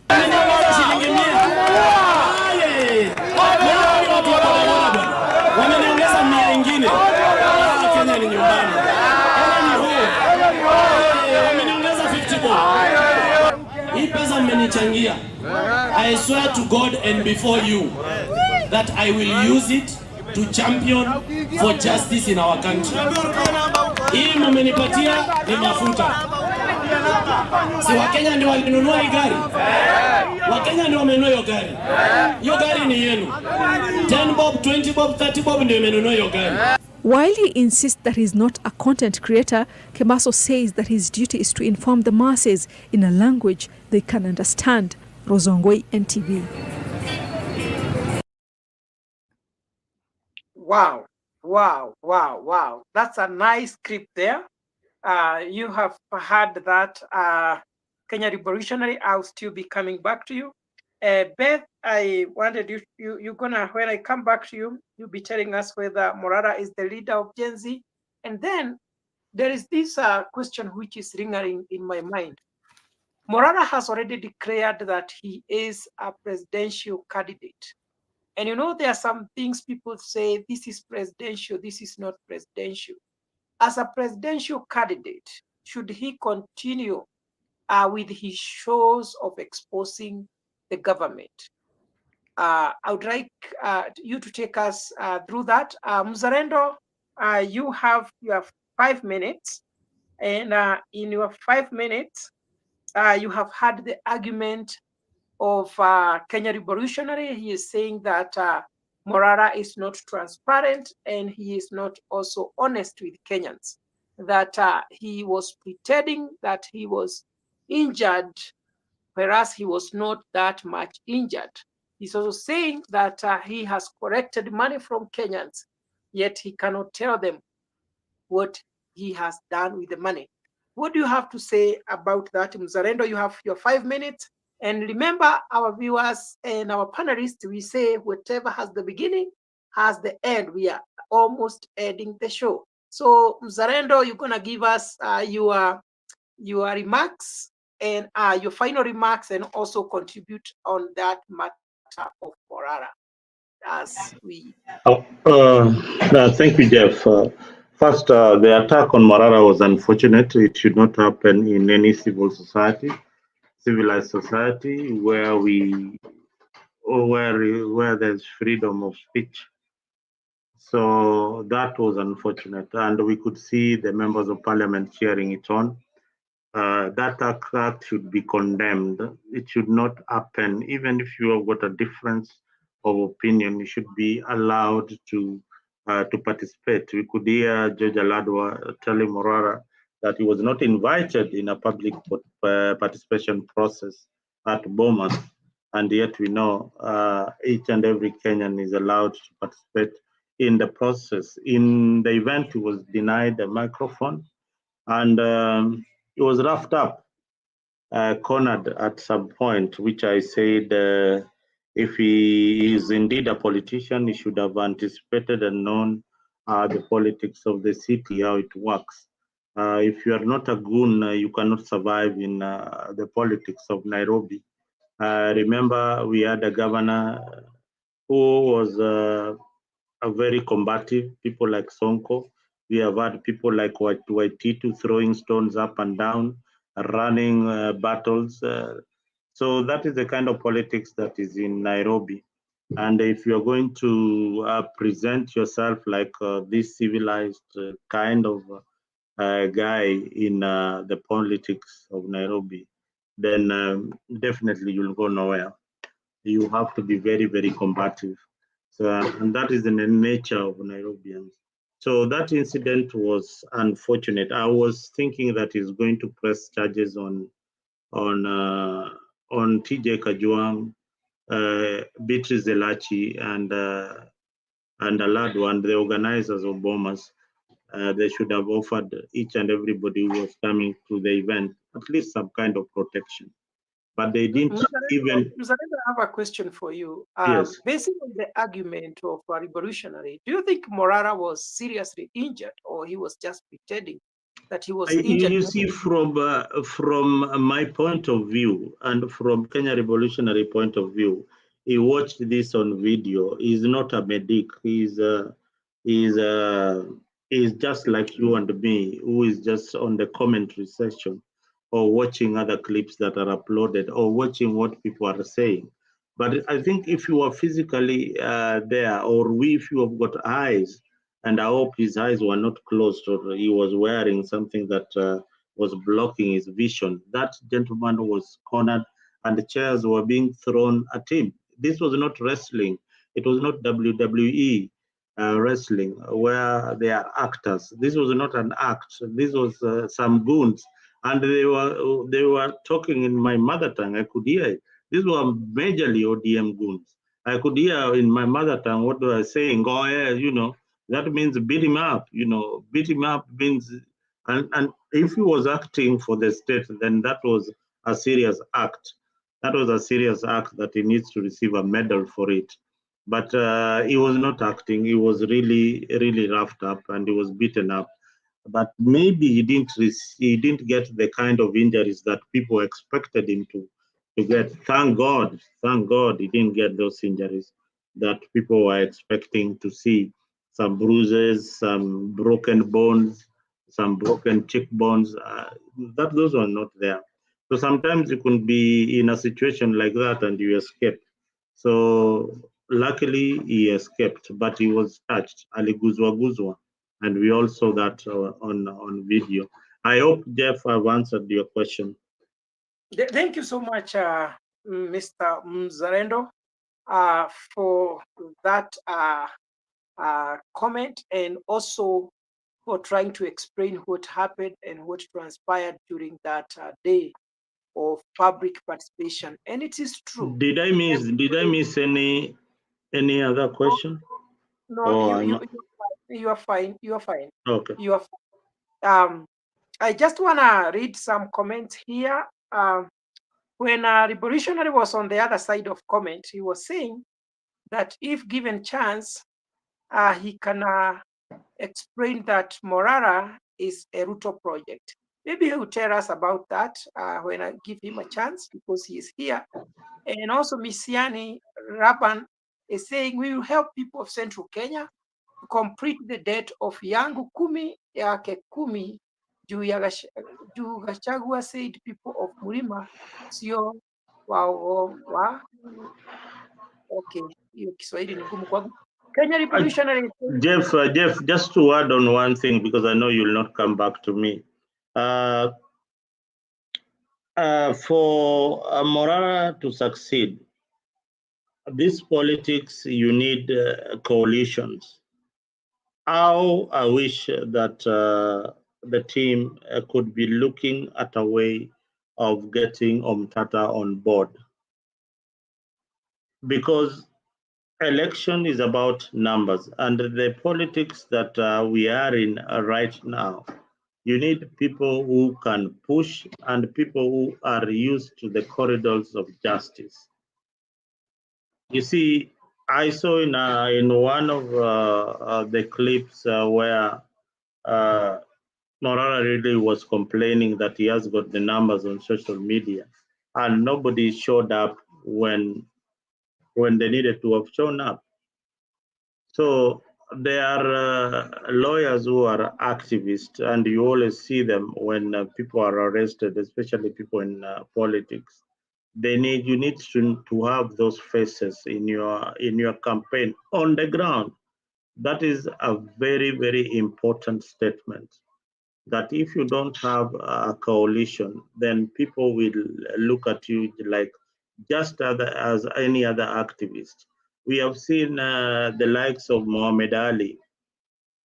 He came, people impressed him, and now is the Nyali member of parliament. Is he doing what he's supposed to do, or is he doing what he was doing before he joined politics? The answer is no. He has changed his style. He's not the same Muhammad Ali that we used to know. So human beings are not predictable. As much as I would want to say that Mburu is predictable, I'm saying that Mburu is not very predictable. He can change his mind. Just like many of us who are on the side of William Ruto, we changed our mind when we saw that he was doing the wrong thing. We stayed on this platform championing and supporting Kenya Revolutionary, myself bashing the other side of Raila Odinga until William Ruto won the election. So we have been in this journey of politics, and we know what happens on the ground. So those are some of the advices I can tell people that, the ground, if the way you look at it, the way the people on the ground look at things, the people you see is so excited that they are meeting you on a rally are not necessarily going to vote for you. Thank you, Mboro. Thank you so much, Zarendo. Let me continue with these comments here, just a few of them as we continue. Zarendo goons also have their own support. Morara is neither one of them. That is from Awesome. And I was asking myself, maybe tomorrow you're going to tell us, because I also want us to end the show. You are encouraging Morara to also have goons, yet he is standing on the ground of honesty, integrity, transparency, those good things. Do you think, maybe Beth will tell us, do you think having goons is an option for Morara in order for him not to be attacked? Hussein, I'm coming, Beth. Hussein is saying Okia Omotata has done much than Morara. Please be human. That is what Hussein is saying. Osam said we can't be all that desperate to bring in anyone whose talking resonates with our desperation. We can't end up in catastrophe. Osam is saying Morara tell us he's gonna clean up the mess in 2 years, like he has all the information about all the money stolen from stolen in 60 years. He can fool his age mates, but not us, who has seen much more about Kenya politics. Rabban Misiani is saying Kenya Revolutionary. I think you need to, if you don't need to do something, I think you need to do something you have not done. But I suspect you are misleading. That is from Rabban Misiani. Hussein is also saying Morara is campaigning. I think he meant Morara is campaigning, not civic. He's not doing civic education. Those are comments from the comment section. Remember to subscribe to Africa 24. Kenya Revolutionary, your final remarks, and if there is something you want to add, then you conclude. Then we go to bed. Okay. Like I said, I keep on emphasizing this. Again, Mzalendo is saying that I was just watching like everybody else. I'm not. He's right, but I was analyzing what was happening. The eye tests will never fail you. If somebody, a bunch of people attack you with iron chairs, viti vya chuma, Jeff Mburu, nikikutumia viti vya chuma, si hata utakuwa na kanundu kamoja tu, kanundu umefura hata kichwa kidogo. I mean, please, I mean, you don't need a doctor to anyway, that's what I'm saying. I mean, even if you look at the video, just a question, do you have anything personal against Morara? No, it's not personal. It just ikes me because these charlatans, they're taking a page from Ruto and Raila. Raila, look at the ODM folks. Wamewachwa kwa mataa, and now they're crying. Look at the Ruto followers. Wamewachwa kwa mataa, they thought it was bottom up. Saizi, everything is being sold, and they're complaining, which is fine. Everyone gets duped. But there's some signs that we should look at and avoid falling a victim of this con men. That's why I'm bringing this to Neo. I mentioned about Caswell. These people are all about self-promotion. For him to stand on top of a car and tell us that that's not accountability. That proves nothing. Okay? So that's why I'm so hyped about these people. It's nothing personal. I don't know him. I never met him. I don't care if I meet him or not. He doesn't mean anything to me. But he just his movement, I've looked at it, and it seems like he's conning the people just like the people that he claims he's going against. Now, on these wonderful things that he's saying, anyone can say that. Caswell is saying wonderful things. Look at him. He's hanging out with Raila Odinga. He's, I mean, even Ruto says wonderful things when he goes to, gives his speeches. So let's be careful. And that's why it makes me so mad when I see people and like my sister here who's intelligent, but they can't look at the details. It's the small details that tell you about this. To wrap it up, let me just say this. Again, the focus. Just a minute. Just a minute. Let me just make this point. I have remembered something. Mzalendo, can you check Hold for on, Jeff. Jeff, this is unfair. just a minute. I want just to a say minute. one more thing that I'll shut I'm you down. giving you all the time. I'll give you your time right now. I have 10% on my phone. No, okay, just a minute. Mzalendo, can you check for us that clip where Morara was being attacked? Go ahead, Revolutionary. Again, listen, I'm not disputing the fact that he was attacked, but the more I think about it, I'm thinking maybe this was staged. Because remember, like Mzalendo was saying, Kajwang was saying in Luo, beat him up. And Elachi said what is what. Nani is a lawyer. What's his name? Morara is a lawyer, or maybe he dropped out of law school. Sue them. They're urging people to put you in to cause bodily harm on you. Why is he not suing Kajwang or Elachi? Okay, then the injuries part. That's another Ninio. Go look at that Ninio press conference again. Look at how. In fact, there was a point where he was even laughing with his girlfriend or whatever because he knew it was so funny, it was so fake. But anyway, again. Lastly, I want to say this. What was I about to say? Your man may interrupt, but I wanted to say something very important. I wanted to say this. Okay, on this Mamboya coalition, you don't need coalition. Okay, I remember what I wanted to say. Sorry. The last thing I was saying, he's not the leader of the Gen Z because we are forgetting what works. Beth asked me when I wrote on the comment section that he asked me, what's the solution? I said a popular revolution is the solution. What worked on June 25th? It is because we maintain the whole idea of being leaderless, partyless, tribeless. As soon as you have people who propping themselves up as presidential candidates and are calling themselves leaders, that's where you lose because now they can all easily be compromised like Morara, Caswell, and all these charlatans that are running around acting as if they want to remove Ruto.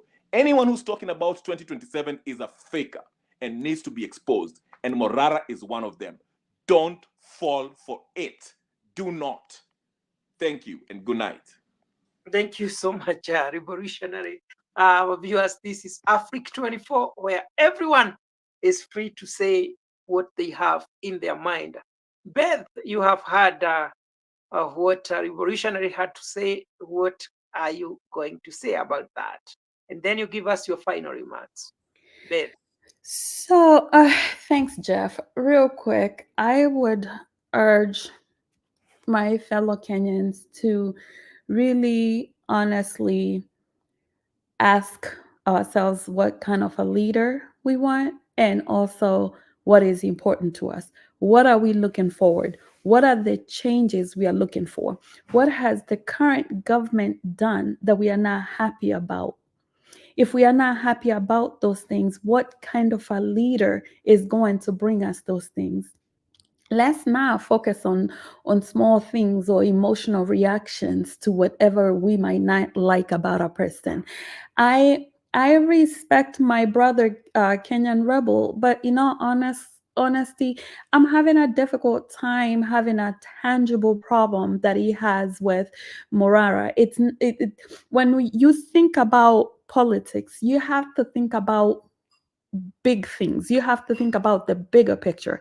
It cannot be that, oh, you got beat up where the whole entire nation saw him in an exit that he could not open to run, and people were raining chairs on him.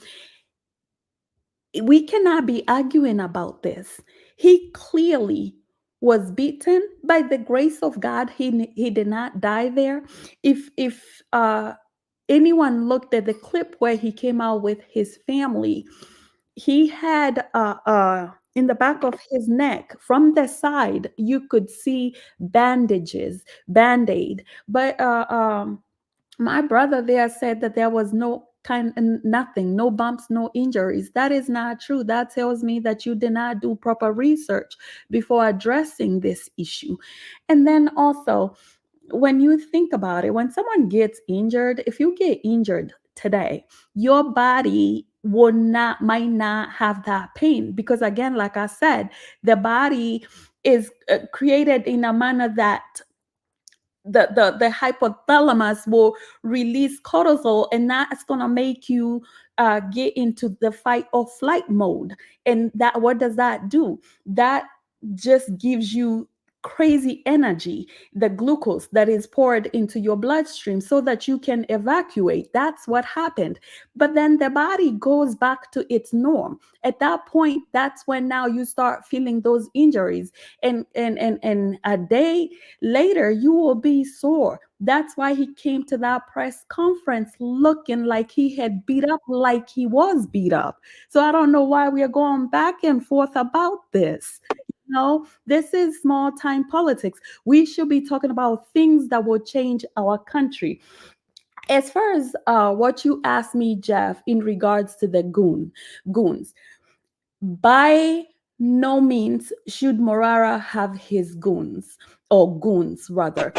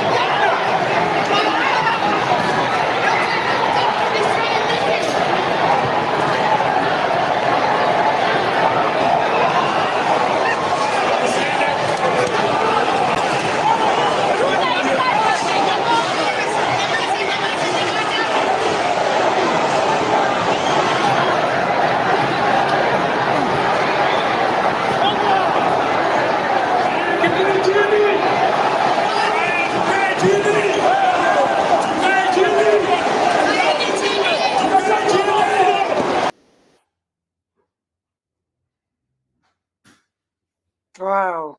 Mzalendo, thank you for that clip. Although it wasn't very clear, you'd have removed us from the studio. I needed to look for a clear one. Yeah, it wasn't very clear. It's okay because we want to wind up here. It's almost morning. It's almost 3 a.m. and we have to wind up. Beth, the floor is yours. If you were saying something, yeah, you were. Mhm. Thank you, Jeff, and thank you so much, Mzalendo, for bringing that, because actually that was the subject matter at that time. And looking at that clip, I'm disappointed in my people, because there was, in fact, the first chair was thrown by an MCA from Nairobi. It's very unfortunate. And then I would like also to ask Kenya Rebel, is this the kind of country you would like to live in? When you stand, like if you went somewhere and you're standing amongst your peers, would you proudly say, yeah, this clip right here is from my country, this is how we behave, you know? And for me, it doesn't matter whether that was Morara or not. It doesn't matter whether it was Ruto or even that Kajwang self. I would not wish that on anybody.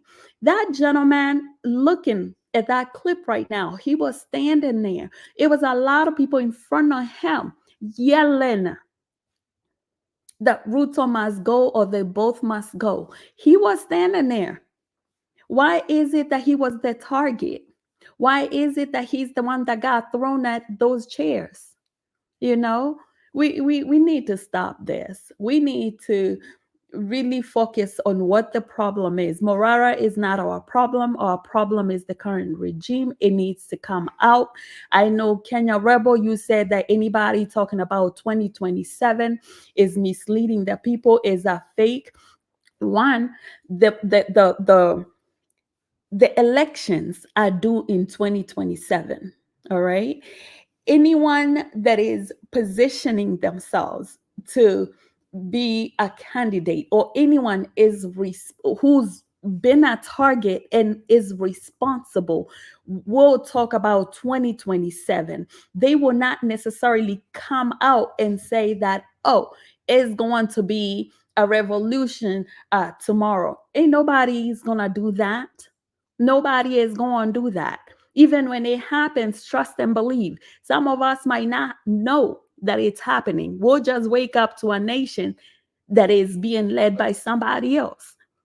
So to say that people that out here saying 2027 are fakes, let's be careful on how we communicate. Let's be careful what we say about people. Let's make sure that when we come out and make statements that in fact they are true, we can say loudly that Ruto is corrupt, because we could say, okay, say for example, the uko siwe Ruai, si alikuwa shachukua, sio ni kupora, na sio kitu ilienda court, ama si aliambiwa arudishe, hiyo si yake. Na remember, hiyo kitu walikuanga back and forth na time ya Hunye. So hiyo kitu nasema ni fact. It's not like I'm coming out here and saying he's corrupt without facts. So when we say someone is not transparent, when we say someone is a fake, let's be mindful to give examples of what makes us say that they're corrupt or they're fake or they're not transparent. As far as Gary, let's bear in mind, in Morara being accountable, he had allocated 1.5 for a purchase of a vehicle. He did not know that he would get a Prado for 1.5. When he went to buy the vehicle, he went and the person asked, how much do you have to spend? He said, I only have 1.5. Yo, y'all know that 1.5 can only probably buy a smaller car. But the seller said, in support of what you're doing, I will contribute the difference of the purchase of this vehicle, and I will give you this vehicle because it can take you to the machinanis that you go. It can be able to carry the public address. So the man should not be prosecuted or talked bad about because he had a favor with somebody and he got a product for 1.5. In fact, we should be proud of the fact that he either has very great negotiating skills or he is a lovable person, or even people are able to see the goodness in him and they are willing to contribute whatever the difference is of the original selling price of that vehicle and what Morara has. So we shouldn't knock him down for that.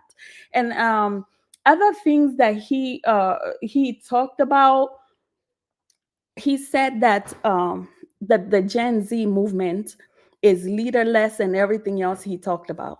Okay. Wait, I see. Leaderless. Tutafika wapi tukiwa leaderless? I'm not a Gen Z, by the way. And somebody else said that Morara can only lie to people his age. I'm not his age. And I'm very well equipped to be able to look at data and look at things and do my own research and determine a good person from a bad person. I have come to the conclusion that he is a good person to rally behind. That's not to say that they're not good people out here. Tata is a great person as well, but who's to say that they might not work together? I'm just saying that from what this gentleman is doing, I find him admirable. I find him brave. I find that he has the goals, the audacity, that oomph that we need to go for it. So tusiseme ati tuko leaderless na hata hatuna haja ya leaders. There's no way you can. It's like saying, oh, I'm matching, but I don't have a specific direction I want to go to. Come on. We need leadership. Leadership is key in everything, even a small group. Hata kikundi cha wanawake, like those, what do they call them? Chamas. People elect leaders in those little groups. So I don't know how my friend Kenya Revolutionary, you want us to get our country back without leadership. That's not making any sense at all. And if you remember, that's what this regime used. The fact that we were, or the Gen Z were leaderless, that's what they used. And we've fallen for it. And we keep falling for the tricks that this government is throwing at us. Like, case example, you said something about the Morara and the impeachment. Yes, that was distraction. Morara being captured that day and the impeachment being put on the same day that these issues adani zilikuwa ngakotini. This is who Ruto is. Atatuchanganya, tutachanganyika hapa hivi tukisema oh, sijui shilingi 10 hatukuambiwa ka ilibai chipo ama ilibai soda, oh sijui hatujui kama hizo 5 bob zilibai tropical ama zilibai goody goody. My friend, let's worry about big things. Then another thing that you had asked me, Jeff, as I wind up, you asked I think you had asked if Morara is presidential. I would say absolutely, without a doubt. I would consider him. Let me put that question again for you, Beth. I was asked, Morara has been doing these shows of exposing the government, the project, the unfinished projects, whether he should continue now as a presidential candidate or he should stop and now concentrate on campaign. Okay. Is that, yeah. Okay. So, one, we need to look at Morara. How did we get to know him? What gave him credibility? It was the civic education and those corruption exposures that he was doing that made him popular among many, right? Now, while we are, you see, that's his identity. That's the core of who he is. And I think, yes, he should continue doing that because, again, he should, right now, he is opposing the current regime. And so what does the opposition do? The opposition shows what the the present or the current government is doing that is not correct. So yes, he should continue with that. Vying for a seat shouldn't stop him from doing what he is, the core of who he is. So yes, I think he should do that. And for me, I would say, to be honest, Morara's attributes that make him presidential is his integrity, his commitment to transparency, and his willingness to go and expose what I personally wouldn't even dare do. You know, his grassroots connections. I feel like, and from listening to him, I know he has economic vision. I know he's outraged by what's going on with the healthcare. So I believe that if we had him as a leader, he will focus on fixing the one that we had so that it serves us better in case of putting us, instead of putting us in a deeper hole of 104 billion. So, and then something else too, this man, with his background of being a lawyer, I know my friend asked whether he had finished law school. Again, if you ask such a question, that tells me that you're not taking time to research and look into the person that you are about to talk about before you say things that are demeaning and not very respectful. Of course, he finished law school, and that to me in itself is it's something that would help in in translating and understanding that constitution. How would he be able to speak about the things that he is speaking about if he didn't have that skill set? You see, this man, for me, he could make a good president. He is principled. He is anti-corruption. He's a forward thinker. You know, he engages the youth. He engages the people in the villages. Like if you see him going to do those exposés, he's able to connect with people. You want that. I know our current leader had that charisma as well, but if you look at his background, this was a student of Moi, and so it was naive of us to think that he would not be like his role model. So I urge the Kenyans out here to join us, please. Vukeni sakafu, tushikane mikono, my friends. Let's walk this journey carefully and very strategically. Let's not start saying, oh, this one has more experience, that one has more experience. Who told you they're not working together? We don't know. You know? So Thank you. Thank you, I Jeff. really appreciate. I was really enjoying listening to you. I love the passion that you have for politics. Your articulation of issues, it is tremendous, unlike many people don't enjoy. I'm telling you, Jeff, I've not met somebody who knows how to articulate our issues like that. And they have been hiding. We need to bring more of them out there. You know, you could tell people who support Marara, stop hiding on the spaces. You need to come out and talk to Kenyans who challenge you and you challenge them. You know, that is how you win the masses. But if you keep on talking, you fished me in one of those groups. You came and fished me from there. There is Beth, there is Kawi. Kawi has not spoken. These are great ladies, you know. It's not Kawi, it's Carl. Carl. Something like that. And because we don't have much time and I want to retire to bed, it's almost morning.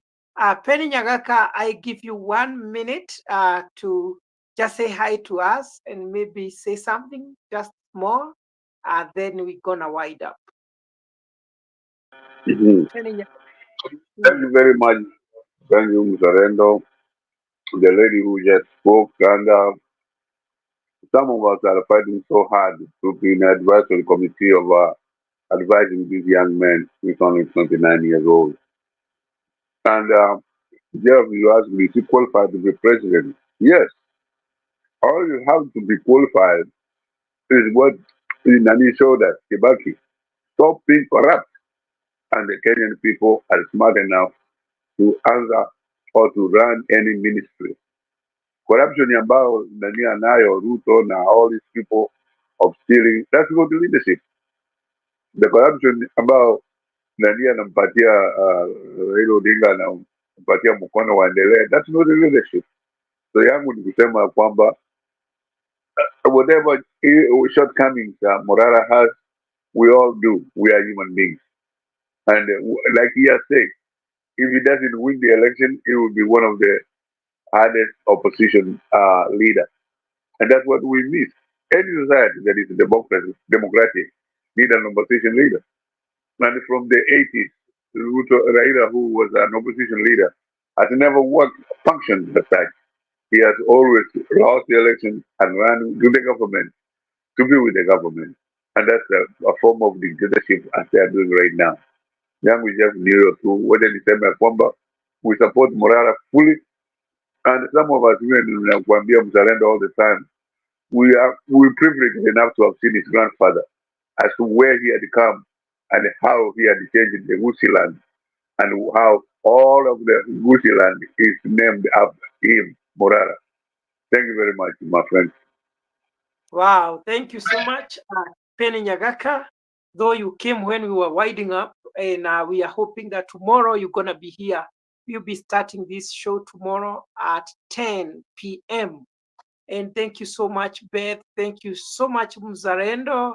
Car, we are missing to hear your voice. And we are also happy to have you there listening. We know that you are taking notes. And tomorrow, please come be together with us. Our viewers, we appreciate you. We appreciate your support. Remember to subscribe to Africa 24. Make this your home. Thank you so much, Mzalendo. You can give us the final, we can close the show now. Yeah. Even as you retire to sleep, I mean, Jeff, you can retire, but let me just say one word to Penny. Penny, I love your wise counsel. Every time when I see you, we get the wisdom. Having lived with Morara's grandfather, and not so many of us know the story, but you've shared it many, many times on this platform.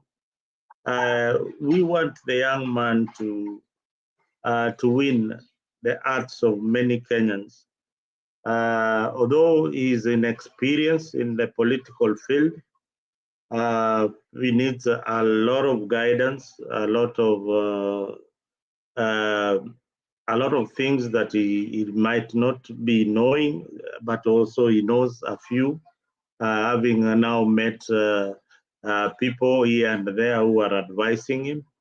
I would be glad if you join the advisory team. We have Kawi here, who is the recruiter.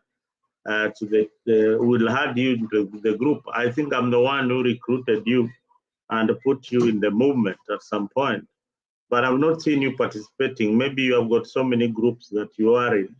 But Penny, the team needs you. They need you a lot. They need you a lot. So, Beth, if we can just leave your contact on the private session, so that when we have these particular discussions, you can notify you. And more importantly, we want you to bring the members on board so that we grow the numbers. We grew the numbers for Ruto on this platform.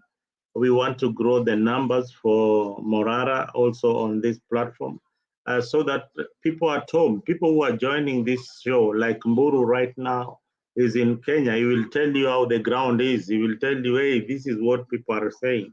And those are the areas that we need to work on so that we can tighten the loose ends and have a candidate in 2027. I am not ruling out any possible coalition. In Kenyan politics, you can't win without a coalition. At the moment, the way the system is set up, you can't win without having a formidable coalition. Whether you have got a backing of the diaspora community, you need a backing of the locals and in large numbers.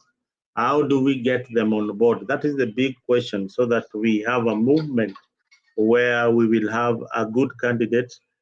Sometimes it might not be Morara, it can be somebody else, but we have a movement that is for change and the change that the people want. So that is what I urge in this platform. Penny, yesterday you saw how I was wrapped up somewhere, and those are people who don't accept different ideologies. And we will keep on pushing the buttons until we get where we want to get to. So, Kawi, is your mic on? I hope it is on at the moment. But if it is not on, maybe Penny, you can say a word or two. I have got 5 more minutes. Muzalendo, I would encourage you even to call me when you're having those meetings. I really want to come because there are so many of Morara's meetings ambao zinaonaga kwa simu yangu, lakini ukiniita unajua yako ndio number 1, nitaingia huko alafu we go for. So anytime that just text me or call me and I'll join. You know, ukinipatia your number na join kwa sababu this is one guy that we really, some of us really believe in, because we have come from nowhere. He's vibrant enough to speak exactly like his grandfather was speaking before they killed him. Thank you very much, Mr. Arenda. All right, guys, thank you very much. Thank you very much, Beth. Until maybe if you have one last word or something else, I think we've done almost 4 hours on the session. We want many people coming on the platform. Beth, if you can help us in that, I'll be very glad. If you leave me a number, I can send you the link to Afrik so that you can share with the group members, so that we can have so many people joining the forum and discussing Morara. I have sent you a message on the group. All right, on your thank WhatsApp. you.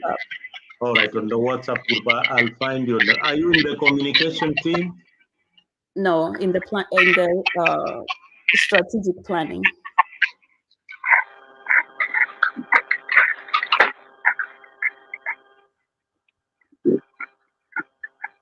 That's where I want to be.